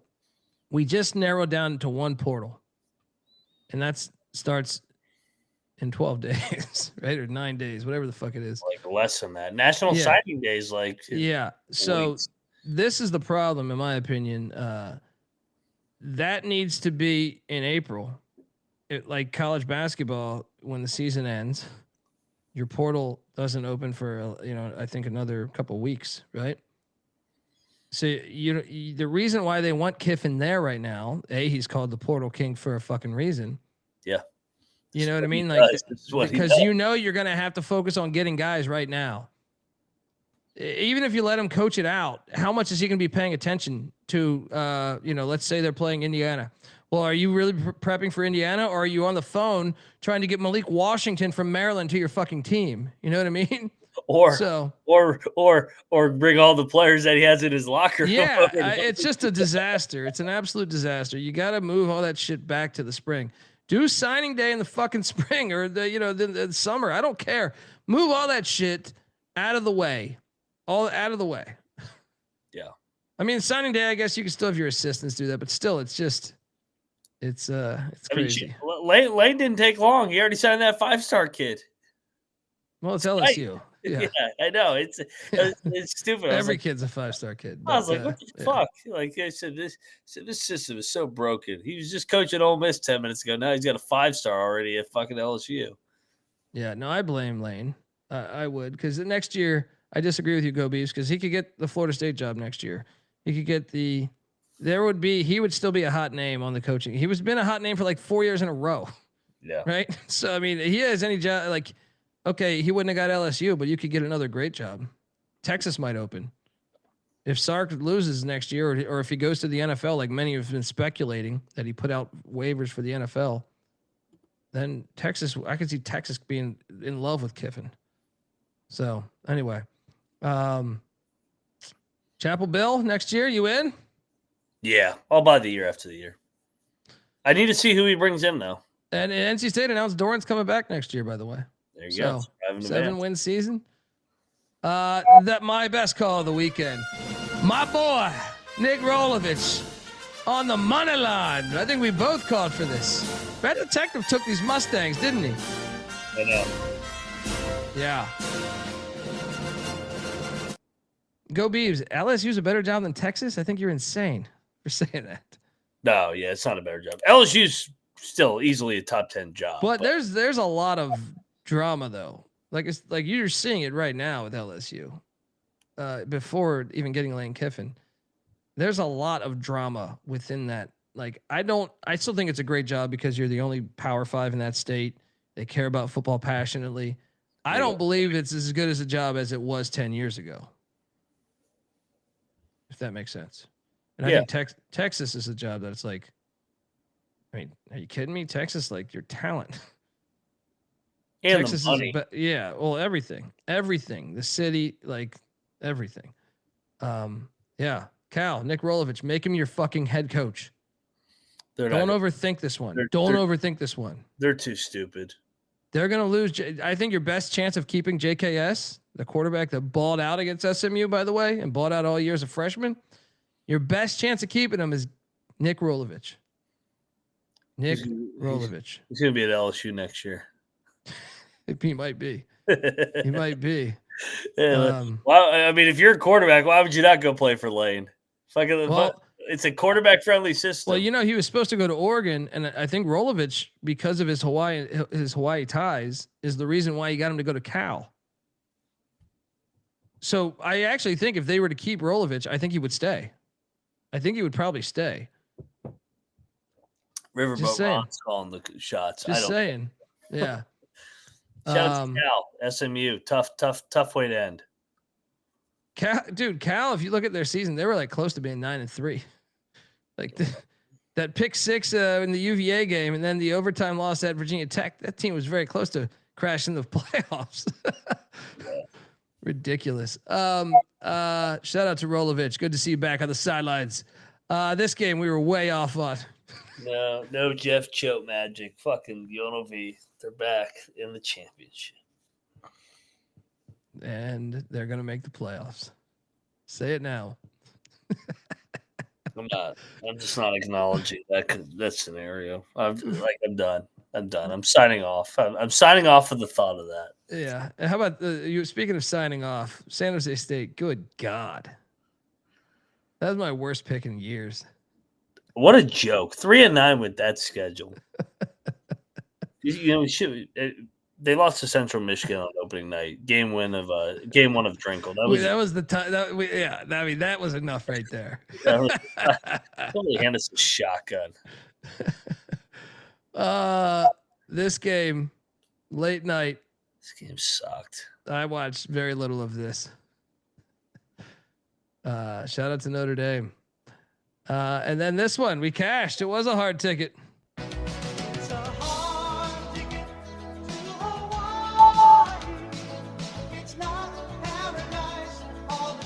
All right, game balls, and then basketball coming up in about 20 minutes. Game ball number 1 is going to be Ole Miss. With all the shit craziness going on, they came out and punched Mississippi State in the mouth. Should be in the playoff. That whole program gets a game ball. Yeah, I'm going to Nick Rolovich, man. You got fired for some bullshit. You got fired for some fucking bullshit. You waited it out, man. You waited it out. You got your moment, but I know Justin Wilcox, I think, is a friend of his, so I'm sure, it was a tough spot to be thrown. But at the same time, you seize the day, brother, and you should be back on the sidelines coaching. And I liked his presser after the game too. So game ball, Cal, Golden Bears. Where are you going next? I will go with the Buckeyes and Ryan Day. They've had to hear about Michigan for 5 long years here, and they finally got to flex a little bit. And you could tell how much it was much of a relief that was yesterday. That probably should have been game ball number 1, actually, in hindsight.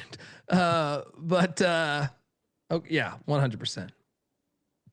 100%. I'll go with Diego Pavia. You said you're the best team in Tennessee, and by God, you proved it. As you went into Neyland Stadium with GBO Farms watching and all. And GBO, we love you, brother. But this episode, I saw you in the chat, but I think you left because you smelled like too much piss. All right, you smelled like too much piss after Pavia just went off second half. Where's your next game ball? Virginia.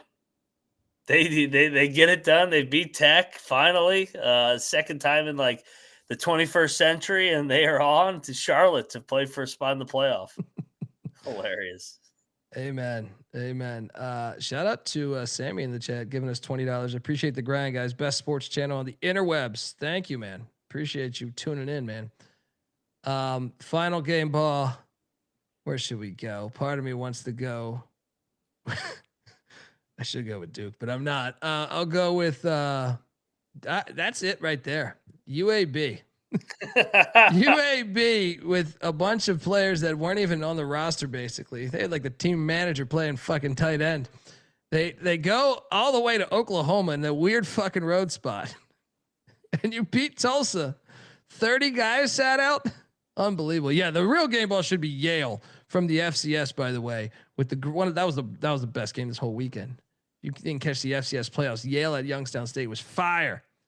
All right, folks. Well, we got the basketball show going in 24 minutes. So jump on over there. All right. Moneyline Max on Twitter at Moneyline_Mac. I'm on Twitter at TheColbyD. The College Football Experience on Twitter at TCE on SGPN.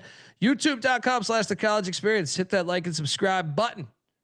See you in a bit. Can't wait to talk hoops. We got a great Tuesday hoops lineup, but tomorrow's all right. Wow. Shit. Eric in the chat. Giving us $100. UNLV playoff path. UNLV beats Boise. Duke beats Virginia. And Troy beats JMU. It's happening. Go Rebs. Eric, if that happens, bro. If that happens, brother. All right. I will send you. I'm going to send you like one of every shirt that we got. Right. In the store, which is a shit ton. Right. One of it, like, well, we got to talk something. How about this, Eric? You live in Vegas, I assume, or are you just a UNLV fan? Put a parlay together. I was about to say, if you live in Vegas, we come out every year, multiple times throughout the year. Not only will we invite you to a party where you can come kick it with us and we'll pay for all your drinks.